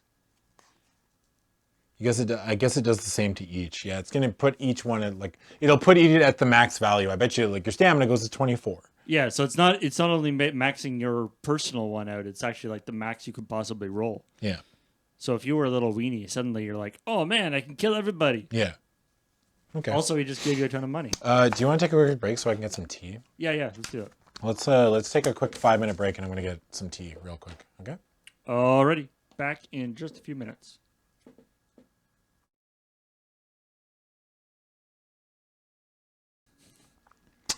Okay. So our skill got changed to 12. Yeah. So you are the most skillful fighter. Yeah. Maybe that means they're going to put you up against some nasty guys that you'll actually need that skill for. What if you didn't pick that, though? That's true. There's no way of telling, right? I didn't forget the meeting. I just wanted to make sure Paul didn't. Yeah, that's it. You walk outside with Hakusan and Yest Rome and are astonished to see that the limestone blocks are now stained black up to the height of 5 meters. Yest Rome sighs and says, it's speeding up. You've probably got 2 days at most to get back here with Nicodemus before Bone rematerializes. He walks around to the back of his tower and reappears a few minutes later holding the reins of a magnificent bright-eyed chestnut-brown stallion. This is Stormheart. He is my pride and joy. He will carry you to Port Blacksand. Ride like the wind and do not stop for anything or anyone. After leaving Darkwood Forest, head west towards Catfish River. Keep riding all the way to Black's Bridge. It will be the first bridge you come to. Make sure you pay 1 gold piece to cross the bridge or Bartholomew Black will be none too happy. Keep heading west along the north bank of the river until you reach Port Blacksand. The guards might give you some trouble, but that's normal. You thank Yest Rome for his advice and climb into the saddle. Hakusan and Yest Rome wish you good luck and wave goodbye. And with a kick of the heel, you are off, galloping at full speed through the forest, ducking under branches and jumping over fallen trees. You soon reach the southern edge of the forest and head west towards Catfish River. You ride past a small village on the south bank, but with Yest Rome's words ringing in your ears, you do not stop. An hour later, you see a large wooden plinth ahead on which there is a woman bound with ropes to a wooden post. She is dressed in black leggings and boots with a black hooded cloak concealing her face. All you can see is her long black hair. She has the appearance of Hakkasan, but you wonder how she could possibly have got here before you. You hear her anguished cry for help as you get closer, begging you to stop and release her. If you want to stop and rescue the woman, turn to 259. If you want to ride on past her, turn to 66. This is the easiest page 66 of my life. Oh, you're just going to run past that? He told me not to stop. Remember last time you ignored somebody who said help? Yeah. A bird pooped on your head. Also, that one time that I ignored that dude with help and he was a vampire. That's true. 66. Stormheart judges your choice, but continues to ride. It's a horse. Horses don't have souls. I was really hoping that you would get some conclusion to that. Like some pirates come on and be like, damn it, he got away. But no, we don't know. Stormheart gallops on, his dark mane swishing across his neck and his tail streaming behind in the wind. Onwards you ride with the noise of his thundering hooves loud in your ear. Silver River comes into view on your left, and ahead you can see where it joins Catfish River. To your right you see a narrow wooden bridge which spans the river. You slow down to a trot and steer Stormheart over to the bridge. There is nobody about. There is a wooden coin box fixed to the handrail which is carved with runes. There is a rhyme written on a wooden sign above the box which reads, "Pay 1 gold piece and cross in peace. Pay nothing at all and be sure to fall." It is signed Bartholomew Black. If you want to put 1 gold piece into the box to cross the Black's Bridge, turn to 32. If you want to cross the river without paying, turn to 374. Now, it's the honor system. Who operates on the honor system? I don't know. Apparently you don't.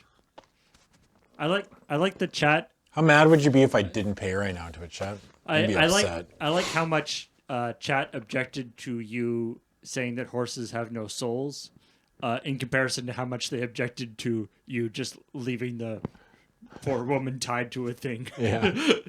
They're like, yeah, leaving the poor woman screaming tied to the thing, that makes sense. But you said a horse doesn't have a soul, you big meanie. Yeah. All right, let's pay this gold and move on with our lives. 32.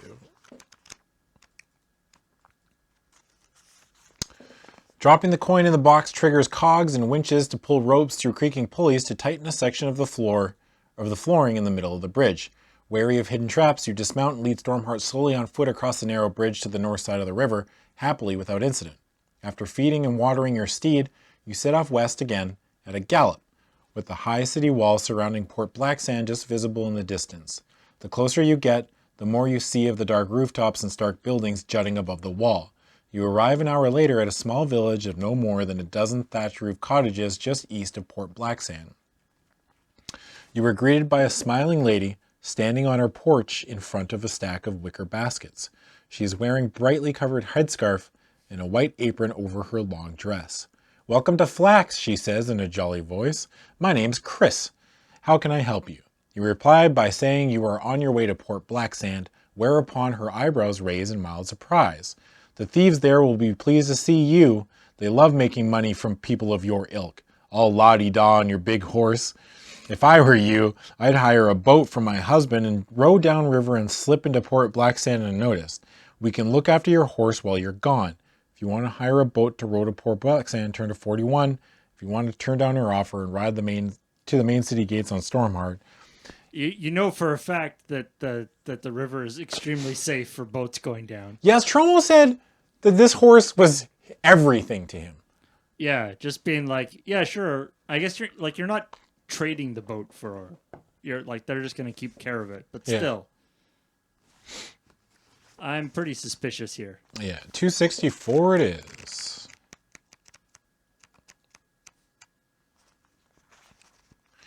You ride along the dusty track towards the main city gates, where there are gruesome reminders on display to serve as a warning to all who enter Port Blacksand. Skulls on wooden spikes and starving criminals locked inside iron cages suspended from the city wall. People in jars. As you approach the main gate, you need no reminding of the danger that awaits you inside the city, which is run with an iron fist by Lord Azur and his imperial guards, who bleed payment from all who live there. It is known as the City of Thieves for good reason, being the preferred port of call for every pirate and freebooter of the Western Ocean, and home to Alancia's most notorious thugs and robbers. You draw your steed to a halt at the main gate, where you are met by a guard wearing a black chainmail vest under his black cloak, and an iron helmet which virtually covers his face. "What brings you to Port Blacksand?" he asks aggressively. Before you have time to answer, he says, "Your horse is a fine steed. You must be very wealthy. Lord Azur commands an entry fee of 10 gold pieces to people of your stature. If you want to pay 10 gold pieces to enter Port Blacksand, turn to 207. If you don't have 10 gold pieces or do not want to pay that amount, you will have to ride back to Flax to find Chris and hire a rowing boat. Turn to 41. I'd just like to point out that this place is called the City of Thieves. Yes. But clearly they're trying. They have a bunch of people like skulls and people in cages who are ostensibly criminals outside the gate. They're trying to clean up the streets. It's just not working very well. It's just a slow process. To me, that would be an indication that maybe thieves aren't welcome here. But maybe the people in the cages are anyone who wasn't a thief. Yeah. It's like, you're a normal person? Oh, you're going in the cage. So we'll pay the 10. We'll go down to 6 gold. 207. I mean, he gave you 15 or something, right? Yeah. And he said, sometimes he'll have a problem. So. After paying your entry fee, the guard calls for the main gates to open. As you pass through the gates, you are suddenly grabbed by 4 other guards and pulled off your horse. Before you have time to react, iron shackles are clamped on your wrists and you're led off to the guardhouse nearby and thrown in the cells downstairs. You rattle the cell bars in anger, demanding to know why you have been put in jail. One of the guards looks coldly at you and says, "You shouldn't steal people's horses. You probably thought you were going to get a good price for it here, didn't you? Tell that to Lord Azur. If you escape with your head, you'll be lucky. You're more likely to end up on Gallows Hill." With that, he turns and walks upstairs. You call out to him, protesting your innocence, but your words fall on deaf ears. Your adventure is over. This book sucks. The wizard said to you, you might have a bit of a problem with the guards at the front gate, but that's normal. Yeah. He didn't say, watch out for the guards at the front gate, try to avoid them. Wow. All right, well, we got to go back. Do you remember where? Yeah, it'll be 264. Okay. So at that point, you can go... Back to 41? Yeah. Yeah, we're rewinding that one. That doesn't make any sense. The fact that, from a game design standpoint, where they give us the gold that we need to get in, tell us specifically that they'll give us a hard time, but it's fine. That's not out of the ordinary. Yeah. And then to end the game like that? Oh, boy. And the guy's like, "Oh, you have a nice horse. It'll cost you. You must be rich. It'll cost you 10." Yeah. And you're like, "Okay, fine. I'll pay 10." Yeah. You must have stolen that horse. Yeah. Nice try, criminal scum.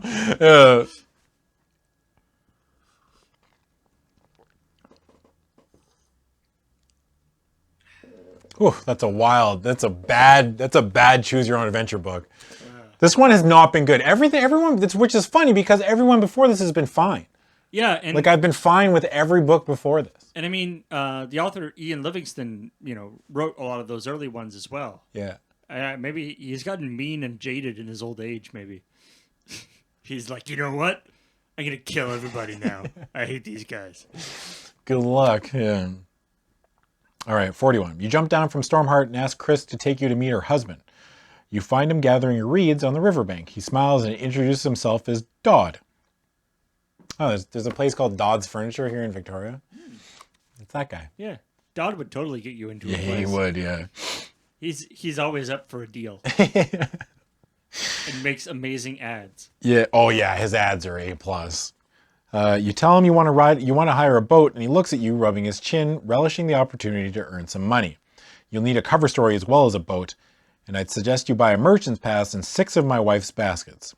You can hire my rowing boat for 5 gold pieces, and I'll include the pass and baskets for 10 gold pieces if you're interested. If you want to hire Dodd's rowing boat for 5 gold pieces, turn 54. If you want to hire his rowing boat with Merchant's Pass and the 6 wicker baskets for 10 gold pieces, turn to 180.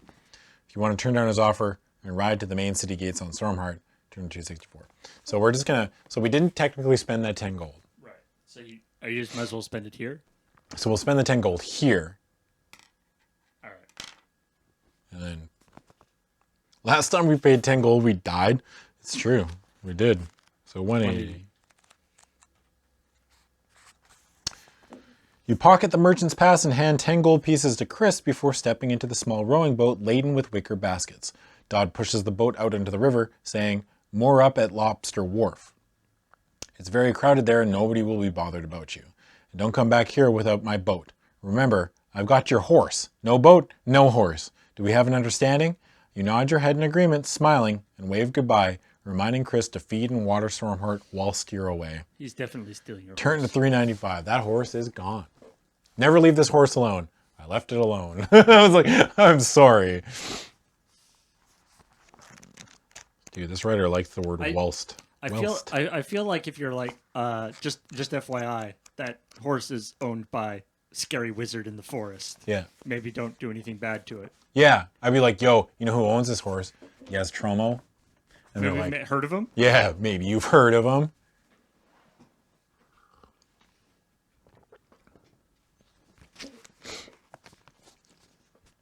All right. You pull on the oars to send the small wooden boat on its way, gliding gently, silently downstream towards the infamous city. Catfish River runs through the middle of Port Blacksand, and you see that the river wall arches over the city wall arches over the river to allow small river craft to pass beneath it. As you go under the arch, the river turns noticeably darker and has an unpleasant smell, polluted by rubbish and sewage dumped into it. You need no reminding of the dangers that lurk inside the city, which is run with an iron fist by Lord Azar and his imperial guards, who bleed payment from all who live here. It is known as the City of Thieves for good reason, being the main port of call for every pirate and freebooter in the Western Ocean, and home to Alantia's most notorious thieves and robbers. The first landmark you see from your boat is the high wall surrounding Lord Azar's palace. On the opposite bank, 2 rowing boats are tied to an iron ring on a mooring on Axeman Street, which leads up to Executioner's Square. These names. Well, they have so many axemen that they have to. There's like a whole street of them. Yeah. Passing under Palace Bridge and Middle Bridge, you see plenty of seedy-looking characters busily going about their daily life. People are shouting at each other, and others are fighting. You hear dogs barking loudly, and the occasional shout for help, giving the port an air of dark foreboding. You pass under a 3rd bridge, which is in a bad state of repair. It is lined with skulls on spiked poles, both human and non-human, which make eerie whistling sounds when the wind blows through them. You see a small hut. The singing bridge. Oh yeah, you're paying attention. Good thing I didn't, because I was like, oh yeah. You see a small hut underneath the bridge with steps leading down to it from above, and deduce it must be the fabled singing bridge where Nicodemus lives. Seeing nowhere to land your boat here, you carry on rowing, passing a row of dilapidated fishermen's cottages where women sit outside chatting, mending nets and gutting fish. At last you see the Black Lobster Tavern on the corner of Harbor Street and Lobster Wharf where the river meets the sea. The river is choppy here, and you have to row hard to reach the quay and moor up. There are 3 sailing ships docked in the harbor, one of them a pirate ship flying a black flag with the skull and crossbones. You jump out of the boat and walk up to the ramp where an ugly bunch of seamen and henchmen are standing. You try to push past them, but a bearded man in a black hat shouts, "Grab the scurvy rat. We need another galley slave for the Flying Toucan." If you hold a merchant's pass, turn to 149. If you don't, or if you do not have this pass, turn to 357. So I'm assuming if we didn't have this merchant's pass, game over. Also, the Flying Toucan is a terrible name for a show. Oh, it's terrible. Awful name. Yeah. What, you guys like Fruit Loops? Is that why you're Love called Fruit Loops, yeah. Also, I gotta say, when it's like, oh, go to the singing bridge. Oh, that's nice. What makes it singing? All the skulls. Yeah, that's the wind. That's the wind blowing through the empty skulls. Yeah. Oh. Follow your nose. Yar. All right, 149. I'm hoping they kill you because you have a merchant pass. I will be incredibly upset. You wave your merchant's pass at the thugs waiting at the top of the ramp, yelling at them to move out of the way. Let the merchant through, shouts a bearded man in a black hat. You barge past the press gang to join the thronging crowd of sailors, fishermen, beggars, entertainers, and fruit and flower sellers milling about on the wharf. There are some drunken sailors standing outside the Black Lobster Tavern with their tankards in the hand and arms around each other singing loudly. If you want to go to the tavern, turn to 187. If you want to head down Harbor Street towards Singing Bridge, turn to 63. I just said go to Singing Bridge, right? I shouldn't mess around. I mean, the wizard didn't say, once you get there, go to the tavern, relax for a bit, then go. 63 it is. You hurry down Harbor Street past a row of fishermen's cottages on the right-hand side. The left-hand side of the street is lined with small supply shops catering mainly to seafarers. There's a sign above one of the small shop windows which says Finbar's Fireworks.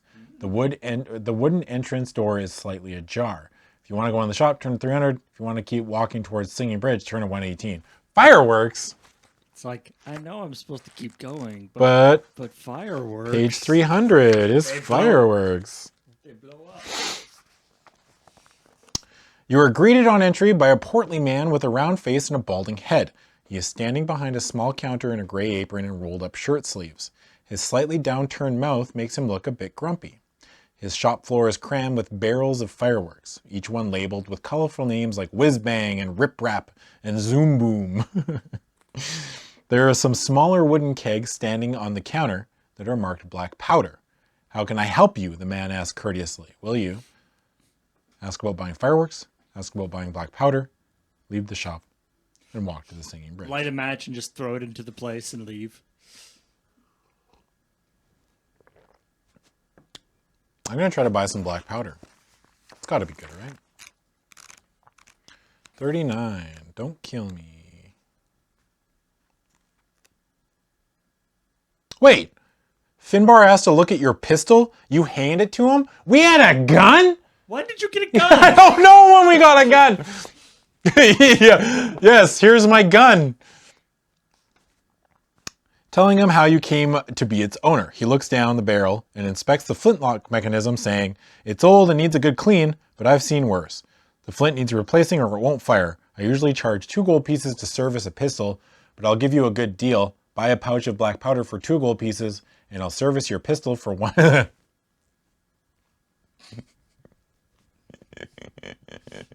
Can you also fix this pistol?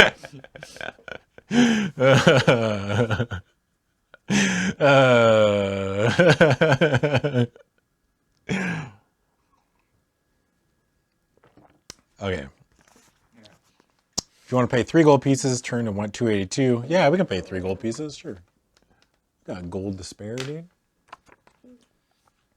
I can't believe we had a gun. So you had a broken... This book's done this a million times. It's like, oh, you have a... Like, you had food. We had food. Remember when we starved ourselves? We lost a stamina point, and then we just ate a bunch of food that we have rations on us. Maybe you have a broken gun somewhere? I don't remember picking one up. Maybe you picked up a broken gun somewhere? I don't know. Did we pick up... We didn't pick up a gun, right? Like, we never picked up a gun. Pretty sure. I mean, it's possible that we had a gun. It's possible you did, but we didn't care because it was broken, so you couldn't use it. But, you know. Well, we got one now. Yeah. Okay. Well, we have a gun. 282. I'm going to rule that we have a gun. Finbar pockets the gold pieces and spends the next 15 minutes working busily at his bench, fixing, cleaning, and polishing your pistol. He hands it back to you with a smile, clearly proud of his work. I've put a new flint in the hammer, which should give off a good spark when you fire it, and I've loaded the barrel with flash powder and a lead ball. The rest of the black powder is in the leather pouch, and a spare lead ball in case you need it, he says, placing the pouch on the counter. If I may give you a few words of advice, keep the black powder away from naked flame, or you might blow yourself up. You bid Finbar farewell, and leave his shop to walk to Singing Bridge with the pistol tucked into your belt. Turn to 118.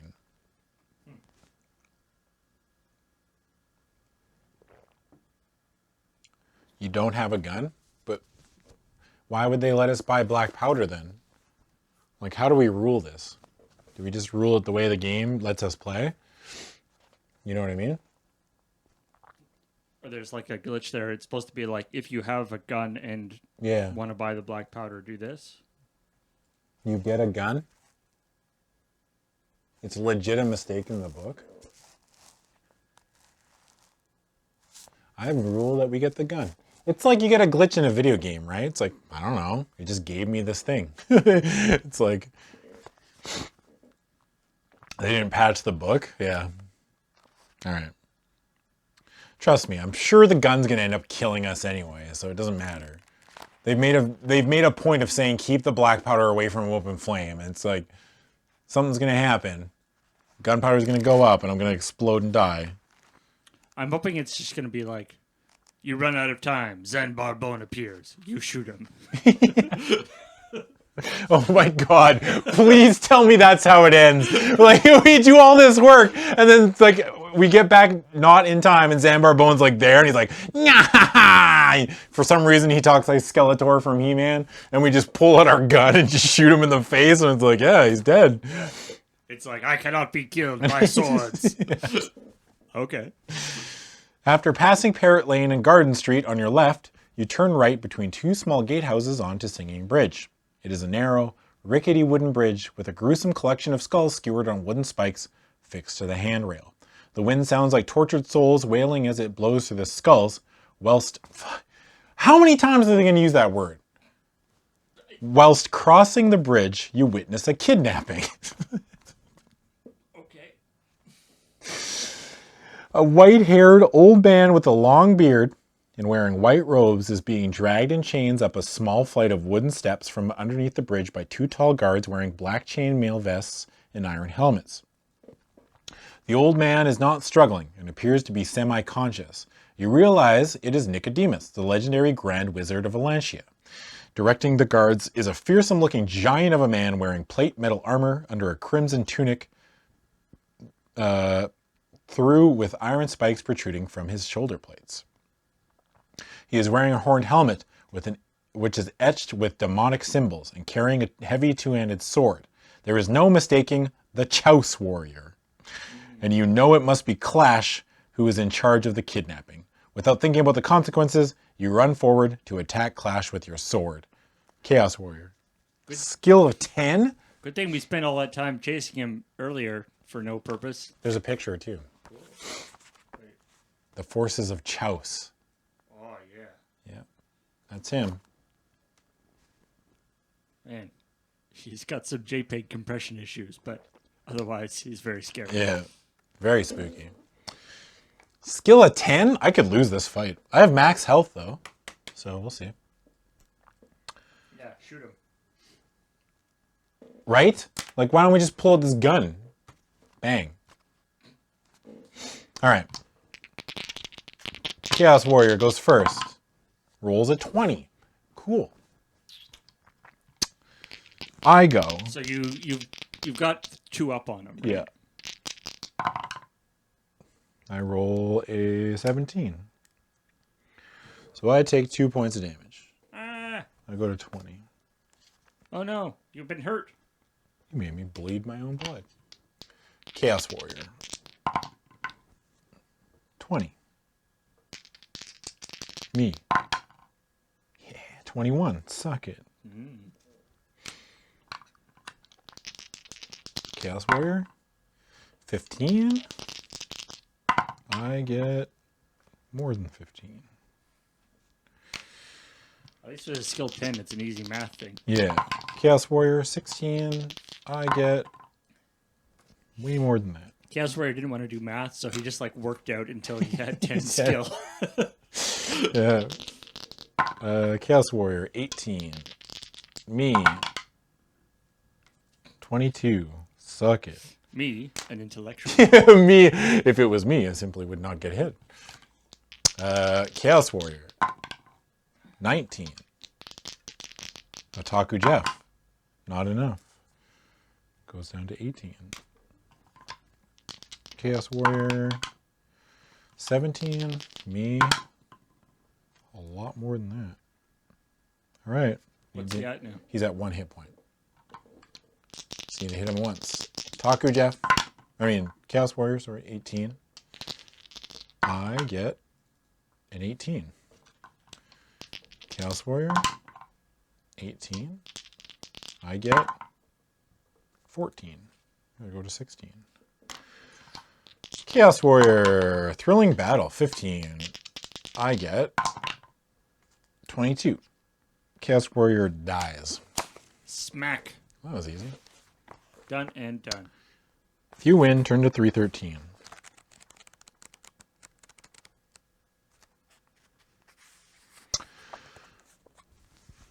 By the time your fight is over, the two guards have disappeared across the bridge, taking Nicodemus with them. Although he's lying in a crumpled heap, bleeding profusely, Clash is still breathing.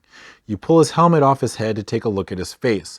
His long black hair is swept back, and his eyes are small and completely bloodshot, set back in dark, sunken eye sockets. He has an angry, blood-red scar running the length of his face. You remove his gauntlets, but are annoyed to see that he is not wearing the Ring of Burning Snakes. You demand to know where the ring is, and where the guards have taken Nicodemus. Clash spits in defiance, and when he speaks, blood trickles from his mouth, making his spiked teeth even more gruesome. I am sorry to disappoint you, but I have given the Ring of Burning Snakes to Lord Azur for safekeeping, Clash sneers with contempt. As for your wizard friend, you won't find him alive. Lord Azur will see to that. Nobody will stop the second coming of my master, Zanbar Bone. Alantia is doomed. Clash laughs in your face before falling silent, defiant to the end. If you want to chase after the guards who have kidnapped Nicodemus, turn to 25. If you want to search the Chaos Warrior's body first, turn to 328. Nicodemus is probably fine. How much better am I actually going to get? And I feel like this is the point where I'm going to waste time.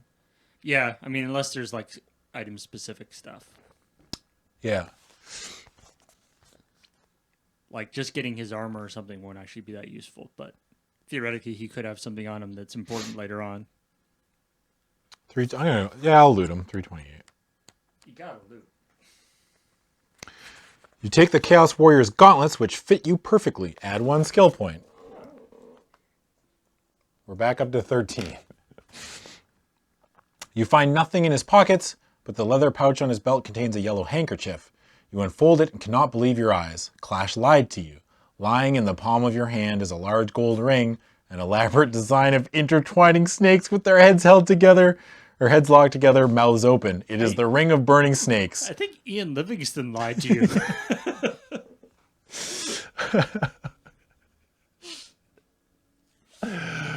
Oh my god.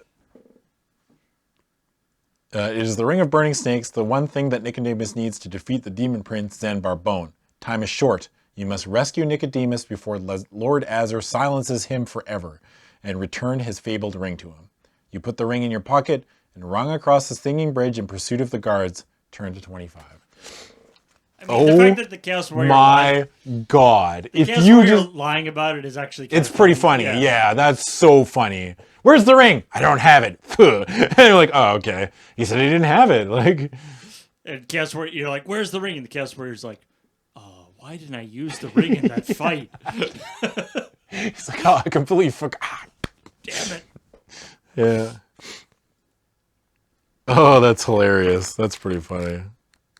So, theoretically, if you chased after Nicodemus and then went to Lord Azur and you're like, ha, give me the ring. Lord Azur was like, I have no idea what you're talking about. Yeah. You mean the ring that my Chaos Warrior was keeping? It's like that scene in Snatch where he's like, give me the dime. And he's like, fuck you, shoot me. Or give me the ring, fuck you. I don't have it. Yeah. Oh no, Lock, Stock, and Two Smoking Barrels, isn't it? It's one of those. I always get Snatch and Lock, Stock mixed up. Is it Snatch that I'm thinking of? Give me the diamond. Where's the diamond? Fuck you, shoot me. Either that or maybe the Chaos Warrior, you find it in his pocket. Chaos Warrior's like, oh, I thought I'd given it. Oh, how'd that get there? Yeah, acting all embarrassed. Wait, what ring did I give to them? Yeah. Oh no. His wedding ring's gone. He's like, oh no. My chaos wife is going to be so mad at me. Or husband. You never know. My chaos partner. All right. Singing Bridge leads into Bridge Street. You run past its ramshackle houses as fast as you can and on into the market square. The market is a place of hustle and bustle, with vendors shouting out their special offers in the hope of attracting the last customers of the day. You dash through the crowd, looking from person to person, but see no sign of the guards or Nicodemus. A young urchin runs up to you and says, "Hey, who are you looking for?" You ask if he saw an old man being marched through the market square by 2 guards a few minutes ago. The boy smiles and nods his head, saying, "I'll tell you which way they went if you pay me 1 gold piece." There are 5 streets leading out of the square, any one of which the guards could have gone down. If you want to pay 1 gold piece for the urchin's information, turn to 28, or 211, sorry. If you want to decide for yourself which street to go down, turn to 178. Now, the kid could be lying. It's true. But, I mean, why would he lie? I guess you would lie to get your gold piece. Waifu. Yeah, I'll pay the gold. I don't have 2 gold pieces left. I'm just imagining the Chaos Warrior like going home and there's like another Chaos Warrior just like wearing an apron. Yeah. But still in full armor. Yeah. Being like, I baked all this food and now you're late and it's cold. Yeah. 211. You warn the urchin that you will come back and find him if the information you are paying for is false. I saw them. Honestly, I did. It was the funny old wizard who lives under the bridge. Funny old wizard who lives under the bridge. SpongeBob SquarePants. Nicodemus. All right. Lives under the bridge who was being dragged through the square by 2 of Lord Azur's Imperial guards. They were trolls. Nobody dared challenge them. They barged through the crowd and disappeared down Palace Street, the boy says convincingly. You give the boy 1 gold piece and decide which way to go. If you believe the urchin and want to go down Palace Street, turn to 371. If you want to go down one of the other streets, turn to 178. I mean, it's explicitly said that he said it convincingly. Yeah. Sure. This book has done legit nothing but lie to me every time they give me straight up info. Like, the horse thing just makes me so mad. They're gonna give you some attitude, but it's okay. What did I say? 371? Okay, I didn't see an adventure is over, so.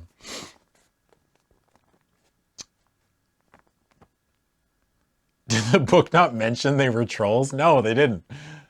They weren't like, oh yeah, the guards? They're trolls. I mean, I guess you were distracted by the Chaos Warrior. Yeah. Palace Street is lined with the grand houses of rich merchants and city officials and leads into Palace Square, a picturesque tree-lined open space with flower beds and iron benches which seems strangely out of place with the rest of Port Blacksand's grim and dangerous districts. But the square was built for the enjoyment of one man, for whenever he looked out from his residence you see opposite, the Palace of Lord Azur. The imposing main building has 2 wings with a tall tower on both, from which the flag of Azur flies. There are guards everywhere, but there is no sign of the 2 guards who absconded with Nicodemus. Suddenly a trumpet sounds loudly, a shrill call to the guards for them to stand to attention. The entrance gates open, and an opulent black and gold coach drawn by 2 black stallions drives out through the gates at speed, sliding sideways as it turns left in a cloud of dust, the coachman yelling at his steeds to go faster. You catch a glimpse of the passenger through the small window of the coach. It is somebody swathed in lavish navy blue robes with gold fastenings, his head completely wrapped in blue cloth, held in place by jeweled brooches, and his face totally hidden from view. It is the curse of Port Blacksand himself, Lord Azur. The guards all stand frozen to the spot, not even daring to breathe as Lord Azur drives by. With the entrance gates open, you realize you have the chance to enter the palace to find Nicodemus. The guard standing nearest to you on the corner of Palace Street is still standing to attention. If you want to knock him out and take his helmet and armor and to enter the palace disguised as a guard, turn to 274. If you want to walk into the palace as you are, turn to 353. We have a gun? Yeah, we should just shoot him. Also, it's not like they said there's a ton of guards around. I mean, sure, they happen to be momentarily distracted, but probably not long enough for you to like knock a guy out, take his stuff. Clothes off, take my clothes off, put on his clothes. Also, if you're gonna do that, why don't you just dress up as a Chaos Warrior? But That's a good point. I don't know. I'm gonna try it. 274.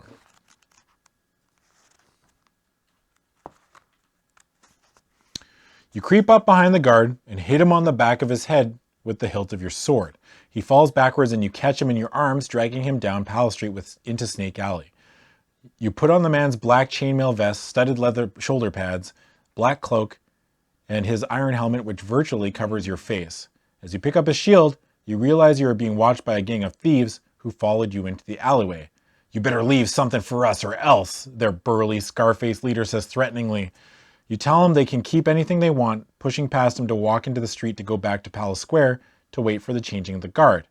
You don't have to wait long before 10 guards march out of the palace grounds to relieve the guards outside. You join the guards returning to the palace, marching along at the back of the line into the palace grounds, past 2 heavily armed trolls and the Imperial Guard on gate duty. Sorry, I said that really stilted. You join the guards returning to the palace, marching along at the back of the line into the palace grounds past 2 heavily armed trolls and the Imperial Guard on gate duty. Turned 86. Sorry. Are these the trolls that... I don't know. I don't think so. Man, these entries are so long. They're like a page. Each one's like a page and a half. Yeah, I mean that's why this book is so much longer, even though there's the same number of entries. So many of them are quite long. The palace grounds are a vast area of gardens, trees, and courtyards divided by a sweeping carriageway leading to the coach house, stables, servants' quarters, and barracks for the household guards. A paved path leads from the carriageway up to a wide stone staircase to the imposing main doors of the house. Windowless at ground level, the house looks fortress-like and impossible to enter. You follow the guards to the barracks, where they take off their helmets and armor and sit down to relax. You do likewise, and start talking to the guards sitting next to you. You tell them that you are a new conscript and are interested to know where prisoners should be taken after they have been arrested. Nobody is allowed to enter the house, so don't use the main door or you'll end up in the cells yourself, the guard warns. There is a maze of dungeon corridors under the main building where the cells and a torture chamber are located. You'll find the entrance door to the cells on the north side of the palace. You thank him for the information and stand up to help yourself to a mug of water left out for the guards. Add 1 stamina point. We're at 17? Yeah. Wow. You put your helmet back on and, when nobody is watching, walk behind the barracks and on past the servants' quarters down to the gravel path which leads to the north side of the house where there are stone steps leading down to a narrow entranceway. There is nobody about and you hurry down the steps to an iron door which is locked. If you own a bunch of brass keys, turn to 230. If you don't have brass keys, you have no choice but to knock on the door, turn to 125. I don't have brass keys, right? I have an iron key. You have an iron key? Yeah. I think you used that already, though. Also, like, that would have been, like, a way long time ago. Yeah, you certainly haven't gotten any keys, like, recently. Yeah. Are we dead? I don't know. Let's find out. 125. I think the guard is like, half an hour later, the guard is like, hey, wait a minute, who are you? I should probably have asked that before I told you everything. You knock gently on the iron door, trying not to attract the attention of anybody outside. Nobody comes to the door, and so you tap on it sharply with a coin. Finally, after what seems like ages, you hear the lock turn and the door creak open. You are confronted by an ugly green-skinned brute of a creature with tiny eyes and tusks protruding from its thick-lipped mouth. It's Twitch chat.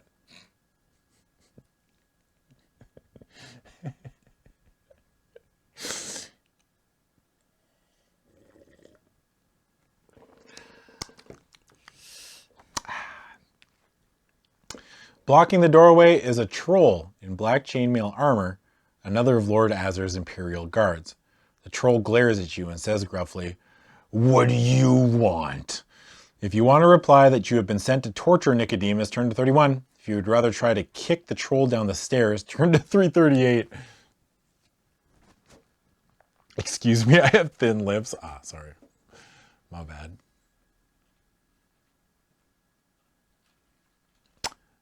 I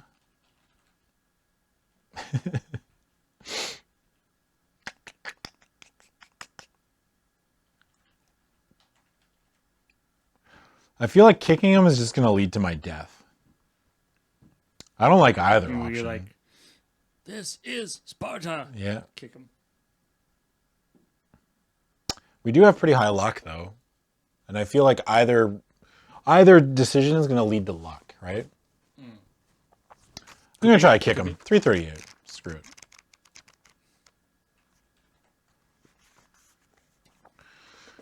Despite its size, the troll is quick to react. It grabs your leg as you try to kick it and pulls you through the doorway. With one swipe of its giant hand, it sends you flying down the stone steps to land heavily on the corridor floor below. Lose 1 skill and 3 stamina. I just got that skill point!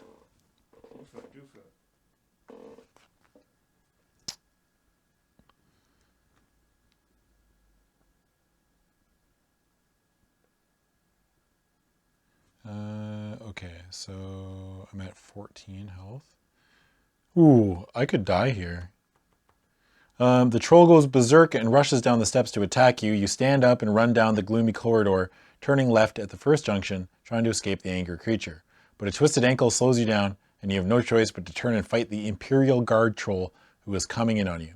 You will automatically lose the first attack round due to your injury. Why not just take 5 points away from us? I do respect that it isn't just you're dead. Yeah. It's just a hard fight. Like, I respect that they're actually allowing you to fight this. Yeah. But yeah, also, why don't they just say you lose 5 hit points? Troll goes 5. I go 7. I win. Troll's at 11. We're at the same skill level, so. Troll goes 3. I go. I win. So Troll's at 7 now? Troll's at 9. It starts at 13. Starts at 11. Oh, it starts at 11. I was looking at the wrong fight. Uh-oh. Oh, it only has 11 skill. Oh, okay. That's even better. Well, you lost 1 skill, though. Yeah, but I have 12. But you lost 1. Yeah, You I was at 13. You were at 13? Oh, yeah. Okay. Right. There was another fight on my page. There's like one above. Like I'm looking. Uh-oh. There's a. That's scary. Quag something. Jesus. Okay. Troll goes 7. 15. So the troll wins. Go to 10. Troll goes 18. I go 17. Uh-oh. Go to 8. Uh-oh. You got your, you do have your luck if you need it to reduce or increase damage. Troll goes 22. Uh-oh. I go 19. Uh-oh. I'm at 6. Uh-oh. Oh, no. Oh, we're going to die to this troll, dude. Troll goes. Oof.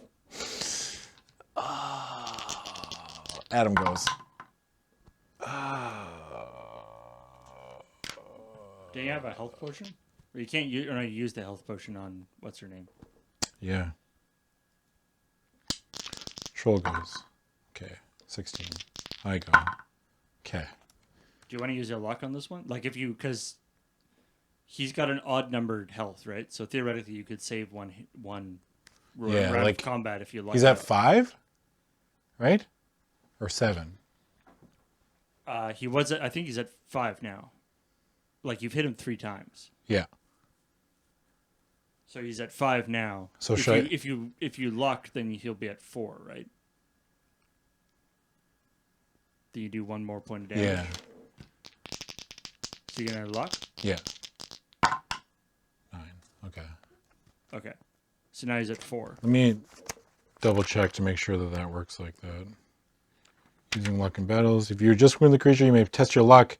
If you were lucky, subtract an extra 2 points from the creature's stamina. Oh, yeah, you do double damage. Okay, cool. So it goes to 3. It goes to 3.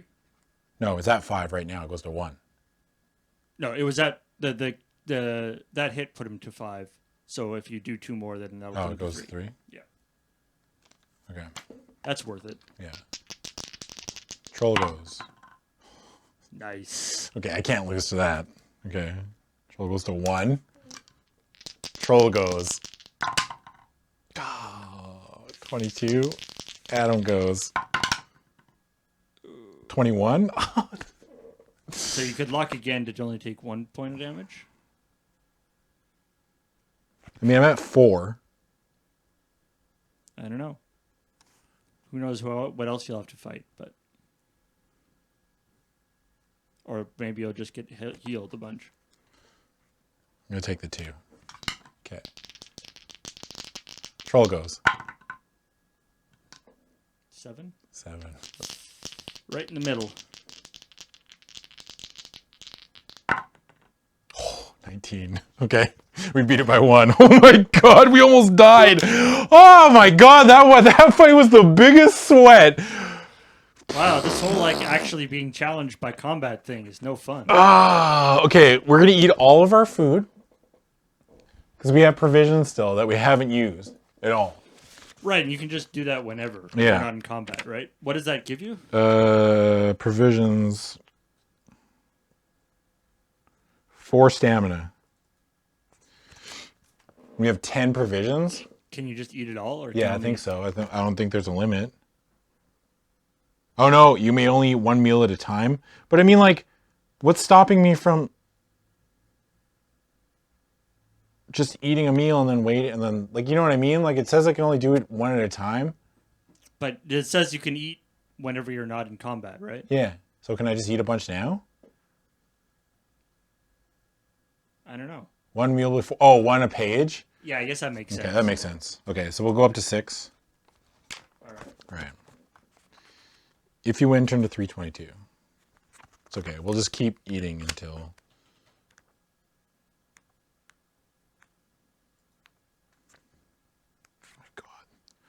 Oh my god. This section's fucking 3 pages.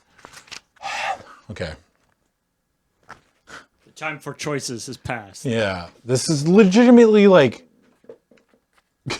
it's so long, dude. You're reading a story. This is actually, it's a little bit like Metal Gear Solid, you know? Yeah. This is like a codec conversation that you got to get through. Don't be lazy? What do you mean, don't be lazy? A search of the troll's clothing yields 22 gold pieces stolen from prisoners, a silver earring, and a bunch of iron keys hanging on its belt. 22. I like having this so long, makes it so you can't eat. Yeah.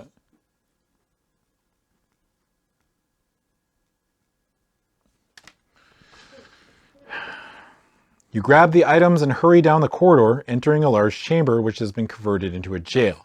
The jail has 4 cells in it, each with floor-to-ceiling iron bars. The first cell on your left holds 4 rough-looking ship's crew, all of them with cuts, bruises, and black eyes from fighting. The second cell holds 2 older, unshaven sea dogs in ragged uniforms who look like they have been in jail for years. In the first cell opposite, there is a sad-looking woman in a long dress holding the iron bars and watching your every move. And in the cell next to her is the man you have been looking for, who is sound asleep on his bed, snoring loudly. You take off your helmet and tell the prisoners that you are not a guard, but an adventurer who has come to rescue Nicodemus, pointing at the old man asleep in the cell. Why? The woman asks in a whisper. She has a kind face, and you decide to tell her that you are going to take him to see his old friend Yest Rome. At the mention of the wizard's name, her face lights up. Yest Rome, she says excitedly. Is he alive? I feared he might be dead. Has anything happened to his tower? Perhaps I should explain. My name is Luana Wolf. Months ago, the evil tyrant Lord Azar sent spirit stalkers to kidnap me and force my husband, Horace. Was that the dude's name? Yeah. It's Horace? This is going to be an awkward conversation. Oh, yeah. Horace, to help him bring back Zambar Bone from the plane of the undead. Did you know he is going to rule Alancia from Yaztromo's tower? Before replying, you unlock her cell door with one of the iron keys and tell her to sit down on the bed. You explain that Yaztromo is alive and well, but that you have some terrible news for her concerning her husband.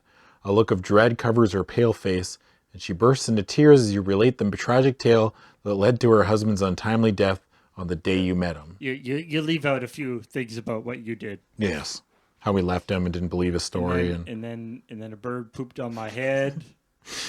You leave her to grieve alone whilst you unlock Nicodemus's cell door. The old wizard is still in a deep sleep as a result of being drugged by his kidnappers. Set us free and I'll give you some special smelling salts that will wake him up, the seaman opposite says. You reply saying you will only unlock his door if he gives you the smelling salts first. He agrees and passes a small vial to you through the bars. I think he ran, like, there's only 400, there's always 400 choices, 400 pages. Yeah. I feel like he ran out, because there's like a ton of stuff here that would be like, do you give him, do you let him out? Do you take the smelling salts? Like, there's a bunch of stuff that would be like decisions, but they're just like, But they're just like, oh, you ask him to do it first and he agrees. It's just like, oh, okay. All right. Smelling salts. He agrees and passes a small vial to you through the bars. You uncork the vial and place the sharp smelling salts under Nicodemus's nose. He immediately starts to cough and sputter and sits bolt upright. He looks at you with a face like thunder. Who are you? He demands. You tell him your story and why you're here to rescue him. Luana enters his cell and tells you that she wants to come with you to help avenge her husband's death. Let us out and we'll come too, shouts the seaman. These are dark days indeed, Nicodemus says soberly. We need to leave immediately. Unlock the cell doors. We'll need all the help we can get to escape from the palace. You release the 6 men and make your way back along the corridor up the stone steps. 3 of them stab you in the back. I'll be so mad. You push the door open and walk outside. The seamen arm themselves with picks and shovels left behind by the palace gardeners. As soon as we see anybody, I'll cast a time freeze spell. That will give us 1 minute to escape through the entrance gates, but not a second longer, says Nicodemus, who is still a bit unsteady on his feet walking along. If he can freeze time, why didn't he just freeze time when they went to go kidnap him and then run away? Yeah, what you really want from a guy who's a little unsteady because he was drugged is for him to cast time magic. Yeah. Time manipulation time magic. Stone. Time stone. Reality stone. I feel like time manipulation magic would be considered like heavy machinery. Yeah. For the purposes of magic. Yeah.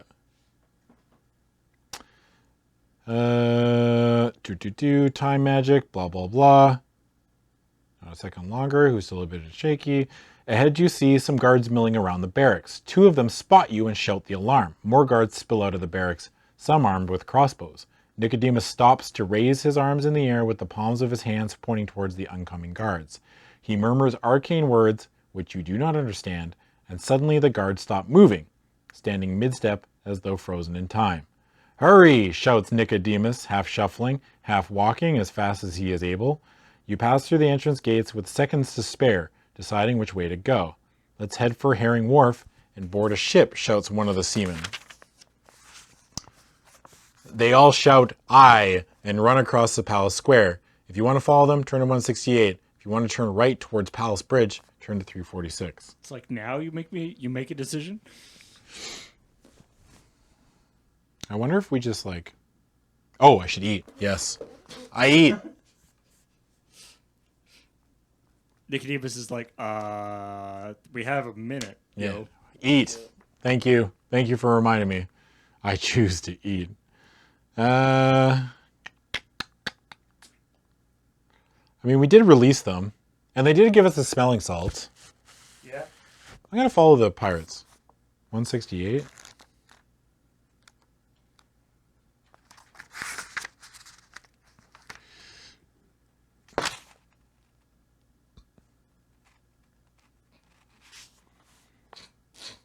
You're not even halfway across the square when the guards snap out of their frozen state and pour out through the palace gates to give chase.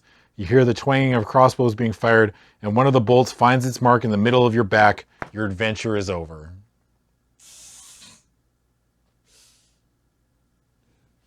Ian Livingston is like, see what happens when I let you make a choice. You blow it.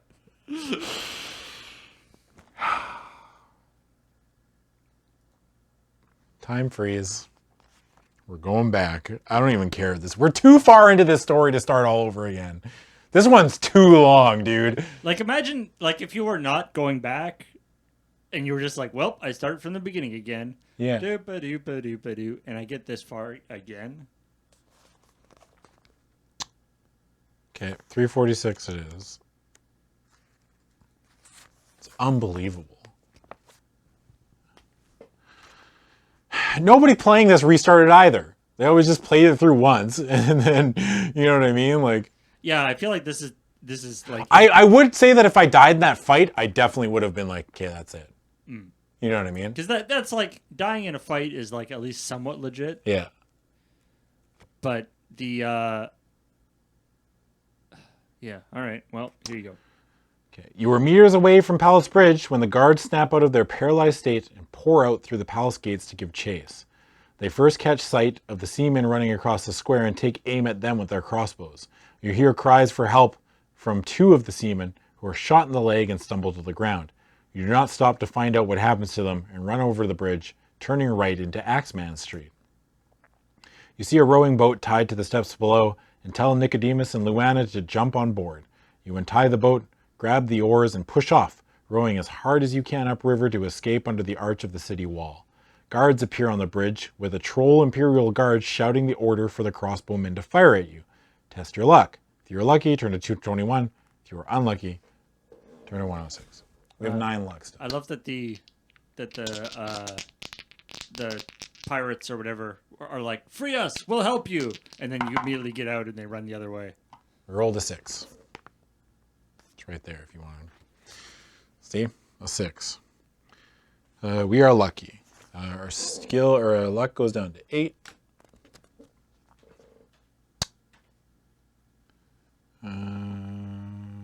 221.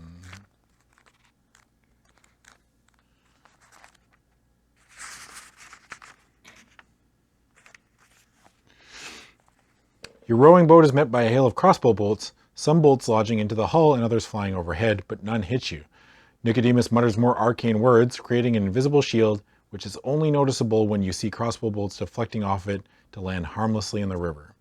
You pass under the arch of the city wall, rowing away from Port Blacksand as fast as you can. With nobody in pursuit, you settle down to row steadily upriver, discussing the threat of Zanbar Bone. Turn to 379. Eat. I eat, yeah. 14. I like the wizard is just like, oh, by the way, I have a thing that deflects arrows. Yeah. Sorry, I didn't mention that before. I guess that would have been useful. You know that first time where we died? When we were escaping from the guys with crossbow bolts. Yeah. Come to think of it, that was probably more useful than pausing everybody for a minute. He realized now that it takes more than a minute to go through the entire city. Yeah. The mention of Zanbar Bone turns Luana's sadness into anger, and she starts cursing his name, blaming him for her husband's death before falling silent again. You row on in silence, with everybody lost in their own thoughts. Suddenly, a large crow swoops down and lands on the bow of the boat, cawing loudly, "Hello, Vermithrax! How are you?" Nicodemus says, cawing loudly, "Hello, Vermithrax! How are you?" Nicodemus says calmly. "Fine, thanks," the crow squawks in reply. You are surprised to hear the crow speaking perfect Atlantean. Nicodemus explains that Vermithrax is Yest Rome's companion, named after his mentor, the Archmage Vermithrax Moonchaser. "And how is Yest Rome?" continues Nicodemus. "Not so good," the crow replies, with his head tilted to one side. "Yest Rome sent me here to tell you that the outside walls of his tower are now black from the ground all the way up to the 4th floor, and he predicts the tower will be completely black by tomorrow. A warhawk landed on top of the tower this morning, carrying the black keystone, which it put in place on the edge of the parapet. Yest Rome was distraught that he was unable to move it. The final piece of bad news is that skeletons have been gathering in Darkwood Forest and are now moving slowly towards the tower. Nicodemus tells Vermithrax to tell Yest Rome that help is on its way. The crow squawks and flies off east. In the morning, when the tower turns black, Zanbar Bone will return. The sorcery that destroyed him when he was a Knight Prince will fail if he returns as a Demon Prince. How are we going to defeat him? Nicodemus says, as though talking to himself, ruefully tapping his fingers on the side of the boat. If only I still had my special ring. If you have the ring of burning snakes in your possession, turn to 6. If you do not have the ring, turn to 309.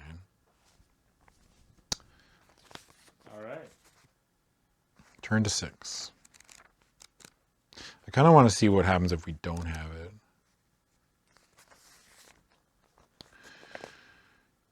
Remember, I want to see 309. Just eat again? Oh yeah, I eat again. Okay, we're back up to 18 health. I think we're good. You reach into your pocket and unfold the yellow handkerchief. Nicodemus' jaw drops in disbelief as he picks up the large gold ring on display in the palm of your hand. "The ring of burning snakes," he says ecstatically. "Where did you find it?" You tell him that it's a long story, but he insists on hearing every bit of it, from the moment you picked up Murgat Shur's map and chalice to rescuing him from the cells. You finish the tale. The story is, you know that Chaos Warrior that was kidnapping you? Yeah. Yeah, I killed him and he had the ring. Yeah. That's the story. That's it. We killed a man and took it. Child's rescuing him from the cells. You finish the tale just as you reach the jetty in Flax. You wave to Dodd, who is standing nearby, tying up piles of reeds into bundles, ready to carry them home. He walks over to help you tie up the boat, saying, "Welcome back. I hope you found what you were looking for in that cesspit of a town. Thank you for bringing my boat back. It looks quite a bit bigger than I remember. It's changed color, too. You apologize." That's pretty funny. You apologize and explain what happened and introduce him to Nicodemus and Luana. Dodd is very happy with his new boat and invites you into his house where Chris is frying fish. She invites you to stay for supper and suggests you stay the night too since it's getting late. You accept her offer and wake early in the morning to find Chris and Luana deep in conversation. Luana announces that she has decided to stay in Flax to start a new life, and you wish her all the best. The vengeance I swore against the Zanbar bone. I'm over it. I'm over it now. Oh my god, dude. Dodd brings Stormheart round to the front of the house, and you help Nicodemus mount the horse before climbing on yourself. A light flick of the reins, and Stormheart gallops off at high speed. You look around briefly to see the three of them waving, but you kick on knowing there is no time to lose. Galloping towards Largo, you see a man in a scruffy brown jacket and ragged breeches trudging slowly along with the aid of a long walking stick, weighed down by an enormous bulging sack. On hearing the sound of the galloping hooves behind him, he turns around and waves at you with his woolen hat, signaling for you to stop. If you want to stop to talk to him, turn to 93. If you would rather not waste any time and ride to Darkwood Forest, turn to 286. We are not wasting any time. Alrighty. 286? Yeah.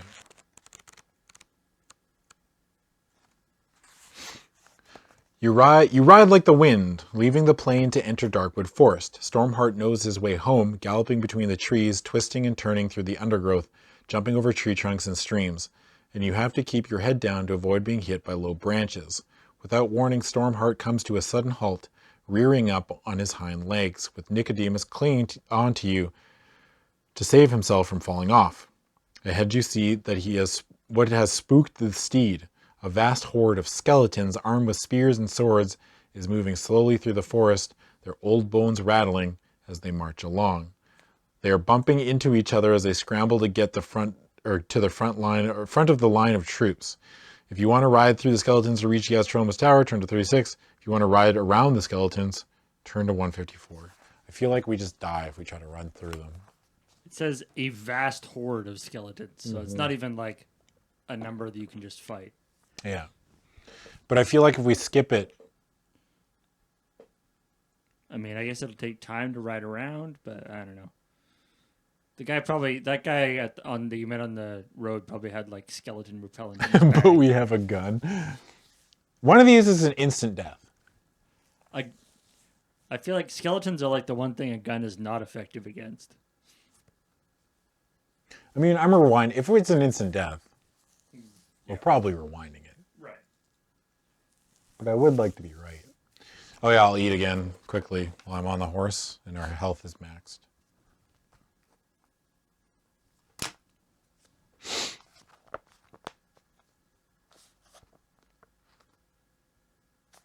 I mean, going around is the safe option, but this game has made no sense.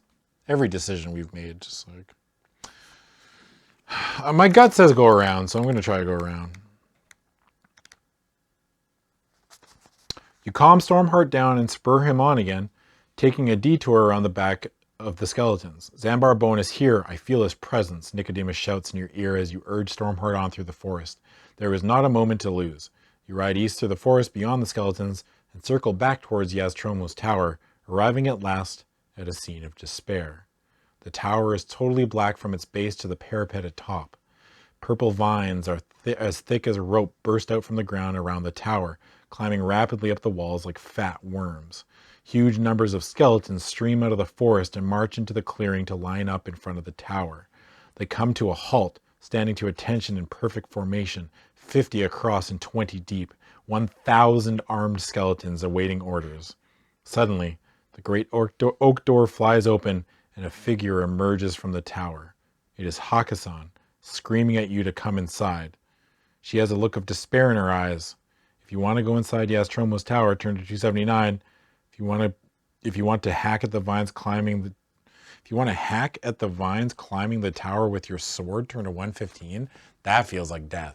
I feel like the vines are like the least problem right now. Yeah. It's like, I'm gonna take out these vines. Okay, just watch out for the 1,000 skeletons. We're gonna while you do some weeding. We're gonna go to 279. You follow Hakkasan up the winding staircase to the library, where Yestromo is pacing anxiously up and down. He smiles on seeing his good friend Nicodemus and gives him a big bear hug. Hakkasan looks out of the window and makes a solemn announcement. He's arrived. You walk over to the window and look out to see Zambar Bone, scythe in hand, leaning on silk cushions of an ornate gilt throne carried on the shoulders of 4 black-robed skeletons wearing crowns. Returning as a demon prince, he is evil personified. His unmistakable spike skull is now twice the size it was before, and he has grown bat-like wings and cloven hooves. Wait, is he just like big head mode? Yeah, he's put in the DK mode. Yeah, he's not actually bigger. He's just his head is big. Yeah. Oh my god, his brain. It's too large. Yeah. The skeleton's army parts down the middle to allow their leader a passageway to the front. There is a gigantic 5-meter-tall tentacled beast following behind the throne, hideous in appearance, the like of which you have never seen before. You hurriedly decide your own battle plan with Yestromo, Nicodemus, and Hakkasan. You volunteer to lead the attack on Zambar Bone. Hakkasan says she will defend you from the onrushing skeleton horde. Isn't there thousands of them? Yeah. Okay. Nicodemus says he will be at your side casting spells. Yestromo claps his hands and says, and I will stand on your other side casting spells. Good. We have a plan. The demon prince will taste our most powerful magic today. He pours green juice from a stoppered flask into a cup and tells you to drink it. You immediately feel invigorated. Add 2 skill points and 2 stamina points. I think this might be the monster that you were looking at on that other page. What? That had the 12 attack in the 13. Oh yeah, the Shurga Gagoth. Yeah. Well, we have 14 skill though. Yeah. How about that? You run downstairs to the ground floor and open the door onto a scene of total chouse. Zambar Bone is standing on his throne, laughing maniacally. His army of skeletons are rattling their swords against their shields, a deafening sound of clashing steel which is painful to your ears. Suddenly, he raises his arm skywards, and his troops stand to attention, rigid and upright. All is quiet for a few seconds before the silence is broken by the distant sound of buzzing.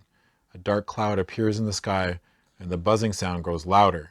The cloud flies down towards you like a large flock of birds, but this is not a flock of birds.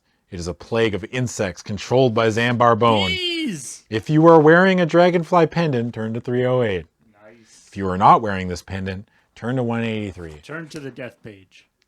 Should we see if it I just want to take a peek and see if it kills us.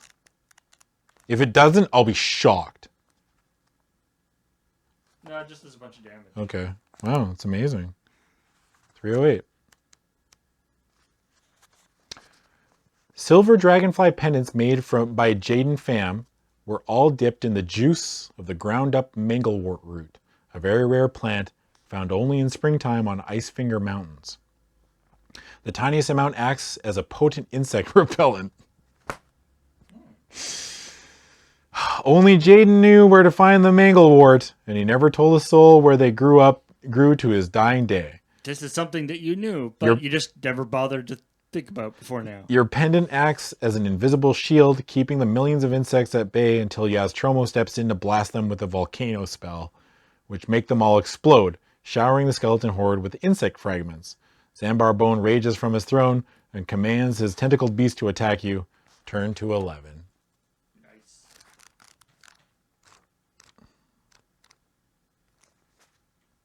Oh, that's a cool picture.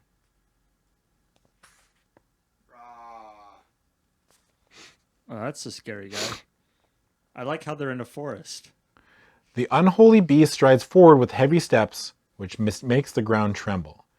It is gray-green in color, with ugly red veins protruding from its skin. It has giant-sized claw hands with suckered palms, but the most terrifying thing is its enormous mouth, which is almost as wide as its torso. Its mouth opens to reveal 2 rows of flesh-ripping teeth and 6 long, suckered tentacles which shoot out from its throat, flailing around in the air. The vile beast is Quag Shuggoth, a lesser demon summoned from the plane of pain by Xandar Bone. Wow. It has tiny eyes and is virtually blind, but it senses your presence and knows exactly where you are. You have no choice but to fight it. If you own a venom sword, turn to 337. If you do not own the sword, turn to 202. What if you have a gun? Can you just shoot it? So you don't have a venom sword, I don't think. Oops, whoops. We don't need to eat. We're at max health. All right, well, 202. Don't instantly kill us. Yeah, here we go. The monstrous creature lumbers forward, its tentacles curling in and out of its cavernous mouth, trying to snare you. Its iron-like hide is difficult to pierce with normal weapons, and its swirling tentacles make it difficult to fight. You must reduce your attack strength by 4 points during each attack round. Oofa doofa. That puts you to 10. Yeah. So it's got 2 up on you. Yeah. Whoop. All because I didn't find the venom sword. I wonder where that was. No, we can win. We have 14 skill. So now we have 10. Yeah, so you're down by 2, but it's still not that bad. You could definitely win this. You have a lot more health than he does. Quag. 17.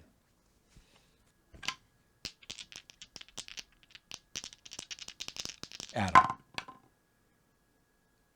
15. Okay. Down to 22. Quag. 16. Adam. 16. Tie. Quag. 21. Adam. 20. Oh. Quag. 21. Adam. Nice. We're popping off. Do you want to try your luck on that one? I think I have to. I have 8 luck. It's so bad if I fail it, though. It puts it down to 1, right? Yeah. But it doubles it if you win. Like that's you lose. You're down by 1 if you fail, but you're up by 2 if you win. I'm going to test my luck. 7. Okay. Right. So it drops to 9. Right? Yeah. Yeah. And we drop to 7 luck. Okay. Quag. 22. Adam. 19. I'm at 18. Quag. 18. Adam. 16. Quag. 16. Adam. Sick. So that's 7. You're gonna try to. What do you think about? Like at this point, you're 50-50 on your luck roll, right? Yeah. I don't think I'm going to push That's a it. tough one. Okay. Quag. Oh, it rolls minimum? 14. Nice. Adam. Oh, worst day ever. Okay. I go to 14. 6. Quag. 19. Adam. 19. Okay. Quag. 19. Adam. Not enough. I'm at 12. Quag. 20. Adam. 17. I'm losing. Quag. 21. Man, Adam. 20. Oh. Man, that 4 is nasty. Yeah. Quag. 22. Adam. Not enough. I think I'm just dead. What are you at now? 6. Quag. 15. Adam. Okay. Got him. What's he at? 5. 5? You're still winning. Yeah, I'm still winning. Okay. Quag. 20. Adam. Nope. I'm at 4. Quag. 18. Adam. 20. Okay. He's at 4? No, he's at 3. He's at 3. I could try to... If I win one, I can try to push my luck and kill it. That might be worth it. I have 4 hit points left. Okay, Quag. 21. Adam. 18. You're at 2? Yeah. Quag. 18. Adam. Oh, 20! I have to try to push my luck. So, because he's at 1 now, eh? He's at 3. He's Yeah. So you're 2 damage. Yeah. I rolled a 20. So I have to roll 7 or under. I think 50-50 is better than actually trying to roll against them. Yeah. Oh my god. Please. Come on, baby. We believe. 7! Yes! Yes! It's equal or less. It's equal or less. Yeah. Bam! Yeah! Ah. We did it. We didn't have to cheat either. I saw the 6 and I was like, oh no, it's so bad. Eat. I eat. Yeah. Go back up to 6. 362. I wonder where you get the Venom Sword from. Yeah.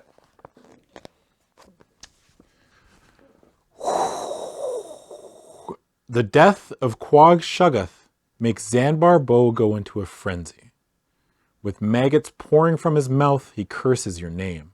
Lightning How does strikes... he know what your name is? Ah, He curses the name of Otaku Jeff. Otaku Jeff. Curse you. Damn you, Otaku Jeff.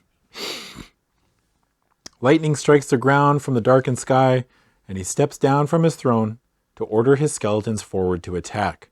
Yest Rome casts a warp spell on the skeletons to slow them briefly and give you time to advance, whilst Hakkasan launches herself at the skeletons in front of you, swinging her sword back and forth, trying to hack away through the demon prints. The air is putrid with the smell of skeletons, their bones grinding against each other in the crush to reach you. But you need to stay calm and ready yourself for the final battle. If Nicodemus is wearing the ring of burning snakes, turn to 296. See, if he is not wearing his special ring, turn to 138. Well, I'm going to eat. It's important to keep your energy up. Yeah. 296, because we have the ring.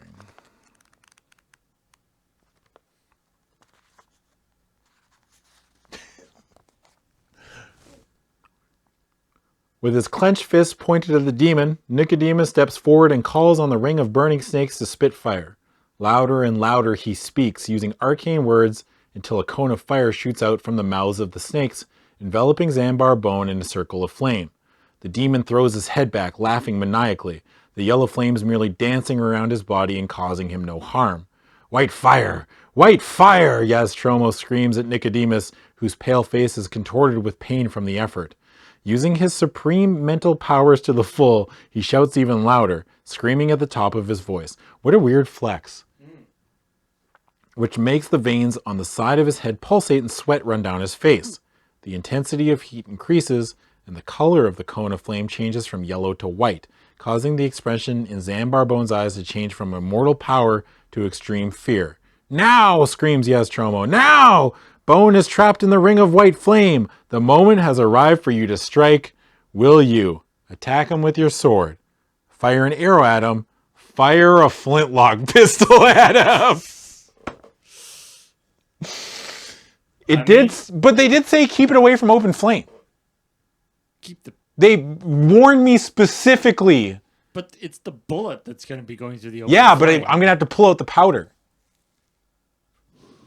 But they specifically mentioned don't put this near open flame. I don't know. The gun's preloaded. We're gonna die. I'll try to shoot him with a gun. I guarantee you we're gonna die. If we don't die, I'll be shocked.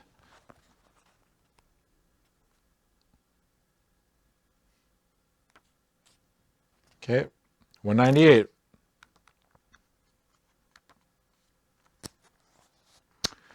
Nicodemus calls to you, saying he is running out of energy and will only be able to keep Zambar Bone in place for a few seconds more. Yest Rome is breathing hard, exhausted from casting spells, and it is all Hakkasan can do to stop the front row of skeletons from breaking through. You grab the flintlock pistol from your belt, take aim at the Demon Prince's skull, and pull the trigger. There is a puff of smoke as the black powder ignites in the gun barrel with a bang, shooting out the lead ball. Roll 2 dice. If the number rolled is equal to or less than your skill score, turn to 267. If the number is greater than your skill score, turn to 119. I mean, your skill is 14, isn't it? So I can't.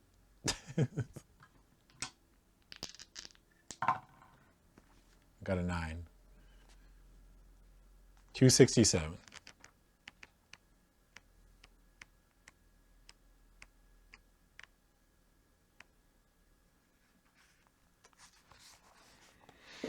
With your heart pounding in your chest, you watch in amazement as Zambar Bone's skull shatters on impact into tiny pieces.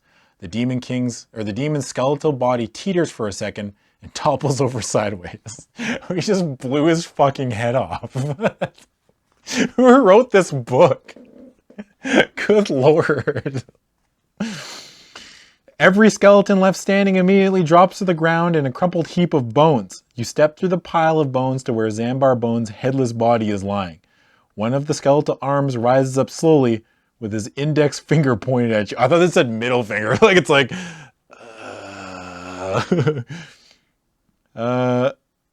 Hakkasan walks over and chops off the hand, and everybody looks on in horror as his bones turn to dust that is blown away by a sudden gust of wind. I don't think we have seen the last of Zambar Bone, Nicodemus says quietly. Let's not worry about that now, Yest Rome says reassuringly, putting his arms around the shoulders of his old friend. For now, Alancia is safe. Let's go inside and celebrate. Turn to 400. 400 is always the win, yeah. Before settling down to enjoy Yest Rome's hospitality, the old wizard asks you to help him to remove the demon's keystone that blights the roof of his tower. You climb the staircase onto the roof, where all 4 of you use your combined strength to push the black stone to the edge of the parapet. With one mighty heave, you push it over the edge, watching it fall to the ground and break up on the rocks below. Almost immediately, the creepers engulfing Yest Rome's tower start to wither, and the walls of the tower start to lighten in color. This is indeed a day for celebration, Yest Rome says cheerfully. Can I have your attention, please? Will the real Slim Shady please stand up?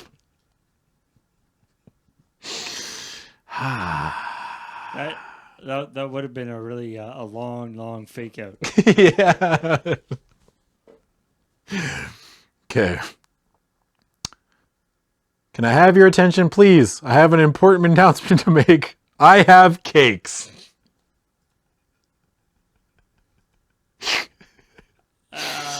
Thanks. Oh my God. With that, everybody rushes downstairs to sit at the dining table to enjoy the wide selection of delicious cakes. The 2 wizards have not seen each other in years and spend as much time talking as eating. He was holding out on you. By his third cake, Nicodemus is yawning a lot and says that he feels completely drained. Yest Rome tells him he can stay in his tower for as long as he likes until he recovers his strength. Yest Rome asks you where you intend to go next in search of gold and glory. Without waiting for your reply, Hakusan says, maybe we should try our luck in Fang. There is a purse of 10,000 gold pieces to be won in Baron Succumvit's Trial of Champions. It should be easy after this. A reminder that only one person is allowed to come out of Succumvit's dungeon alive. That will be me then, she says cheekily. Everybody laughs and raises their glass in a toast to your next adventure, wherever it may take you. Yes, Tromo smiles warmly, and with his glass raised, looks you in the eye and says, thank you for saving my tower. And thank you from all of us for saving Alancia. Maybe you should go back to the port of Black Sand to tell Lord Azur the good news. I'm sure he'd be delighted to see you. Whatever you choose to do, good luck on your adventure, and may your stamina never fail. What an awful ending. But remember, what time of death will return.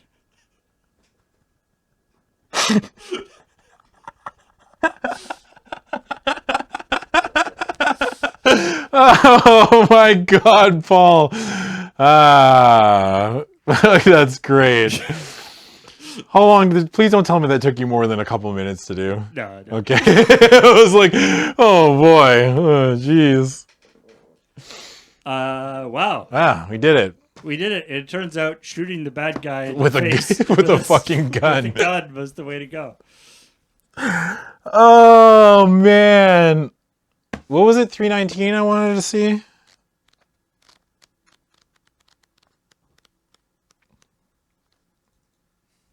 So what's this? 319. 309. Sorry, not 319. I think I was seeing if you didn't have the ring.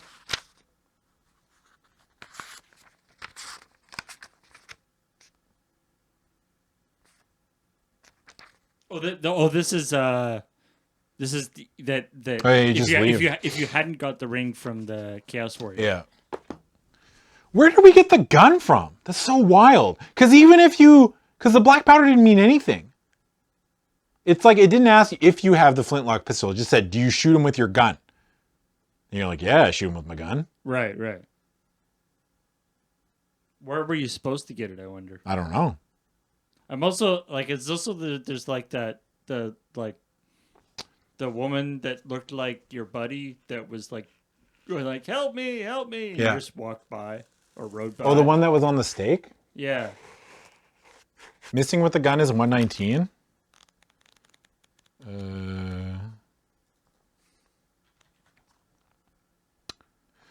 As the smoke clears away, you're distraught to see that Zanbarbone is still standing. You missed. The demon prince vents his fury, foaming at the mouth with anger, and calls on his troops to press forward. If you possess another lead ball and want to shoot him again, turn to 77. If you do not have another lead ball, you can either attack Zanbarbone with your sword, or if you own a demon dagger, you can throw it at his head.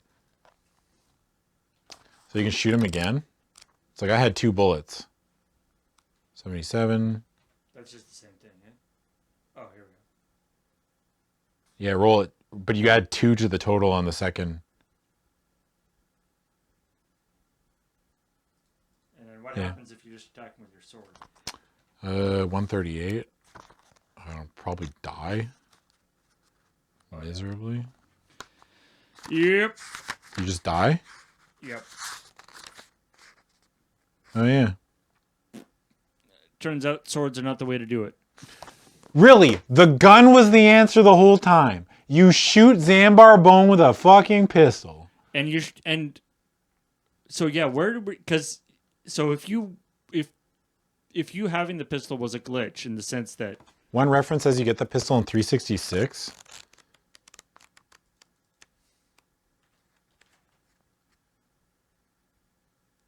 Oh yeah.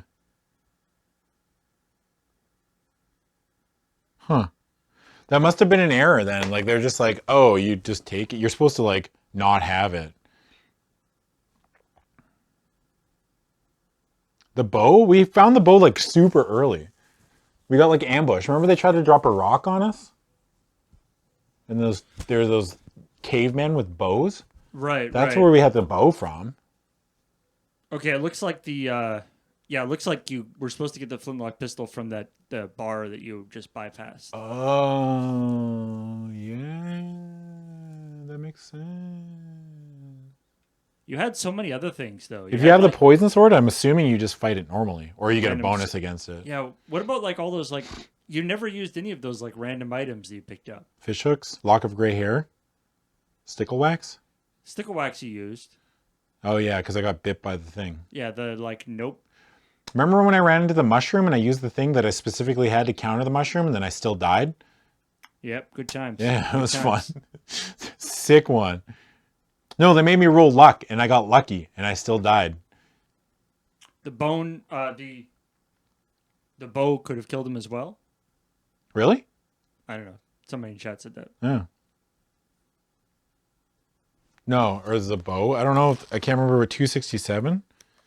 What was the No, I can't remember what the name of the choice was when we get to shoot him, or where we shoot him. Does anybody remember? Bow was 70. Let's find out. I'm curious. You place an arrow on the bowstring, drawing it back until it is fully loaded. Do you really load a bow? You don't load a bow. It's not loaded, right? Yeah, I don't know. You know you only have time for one shot, which needs to pierce the demon's eye socket to have any effect. With Hakkasan screaming at you to fire, you take careful aim and release the arrow. You watch it fly towards the mark, but it misses Zambar Bone Skull by inches. If you own a demon dagger, turn to 45. If you don't have the demon dagger, yeah. So I wonder where the demon dagger comes from. I don't know. I guess you needed the demon dagger because 45. Yeah, you just throw the demon dagger. Roll one die and add 1 to the number rolled if your current skill is 10 or higher. If you roll 1 to 5, turn to 222. If you roll 6 or 7, turn to 260. So 267 is the only way to kill him. Right, so you have one more chance if you have the demon dagger. Yeah. You only had 1? You just roll a d6 and you have to roll a 5 or a 6? Because you had 1. We have a skill of 10 or higher. Literally the whole book comes down to like 1 dice roll. Nope, we failed. Yikes. Oof. Well, the demon dagger was at the shop at the very, very beginning of the game. Jeez, really? Yeah. So you either needed to go to the tavern to get the gun or get the demon dagger. What about too bad you couldn't get what about like the fireworks that was at that fireworks place instead of the black pot? I don't know. There's all sorts of things that could have happened. Yeah, this one was bad. I thought the other ones were fine. Like the other books were fun. Yeah. This one was definitely the insta kills in this one were definitely more Wild. More They're out of extreme. control. Like so many instant kills. Yeah, you have no possible way of killing them by 20 pages into the book. No, Wasn't the tavern near the end? Yeah, Like the tavern's near the end. Like, Yeah, the tavern was when you. You remember when I arrived. first got into Port Blacksand and they were like, "Do you want to go check out the tavern?" And I was like, "No, I have to find Nicodemus." And I skipped. Which I'm assuming Port Blacksand is the port of Peril. Let's name the book after the thing that you're. I mean, it's not Port of Safe Bets. Let's name the book after the place you're in for like 10 minutes. Yeah. Why not name it like the Return of Bone? Wait, okay, maybe not. I can see why you wouldn't call it that. But anyway, that's it. We have finished the Port of Peril. That one was not as good as the other ones. I had a lot of fun though. Thanks, Paul, for hanging out with me when I did this. And one more time, we're going to give a shout out to our sponsors at wormwoodgaming.com. They are the makers of this dice tray that I was using to roll all my rolls with. We also have a DM screen and a bunch of other products by them. They're all super high quality. And if you want to use the code LRR if you're in the US for free shipping, and also everywhere else, you can use the code LRR World for $10 off the shipping. It's wormwoodgaming.com. The bones of trees and the skins of beasts, offer not valid in the Forgotten Realms. That's right. And also, this was brought to you by you at patreon.com/loadingreadyrun. You allow us to keep the lights on. You allow me to read books to you for 3 hours every couple months. It's pretty sweet. So we've got some ideas as far as this show, like what me and Paul do going forward. We have options. We actually, the more we look into it, we're like, wow, we have all these things that we could do. You know what I mean? Like in this style of show. Yeah.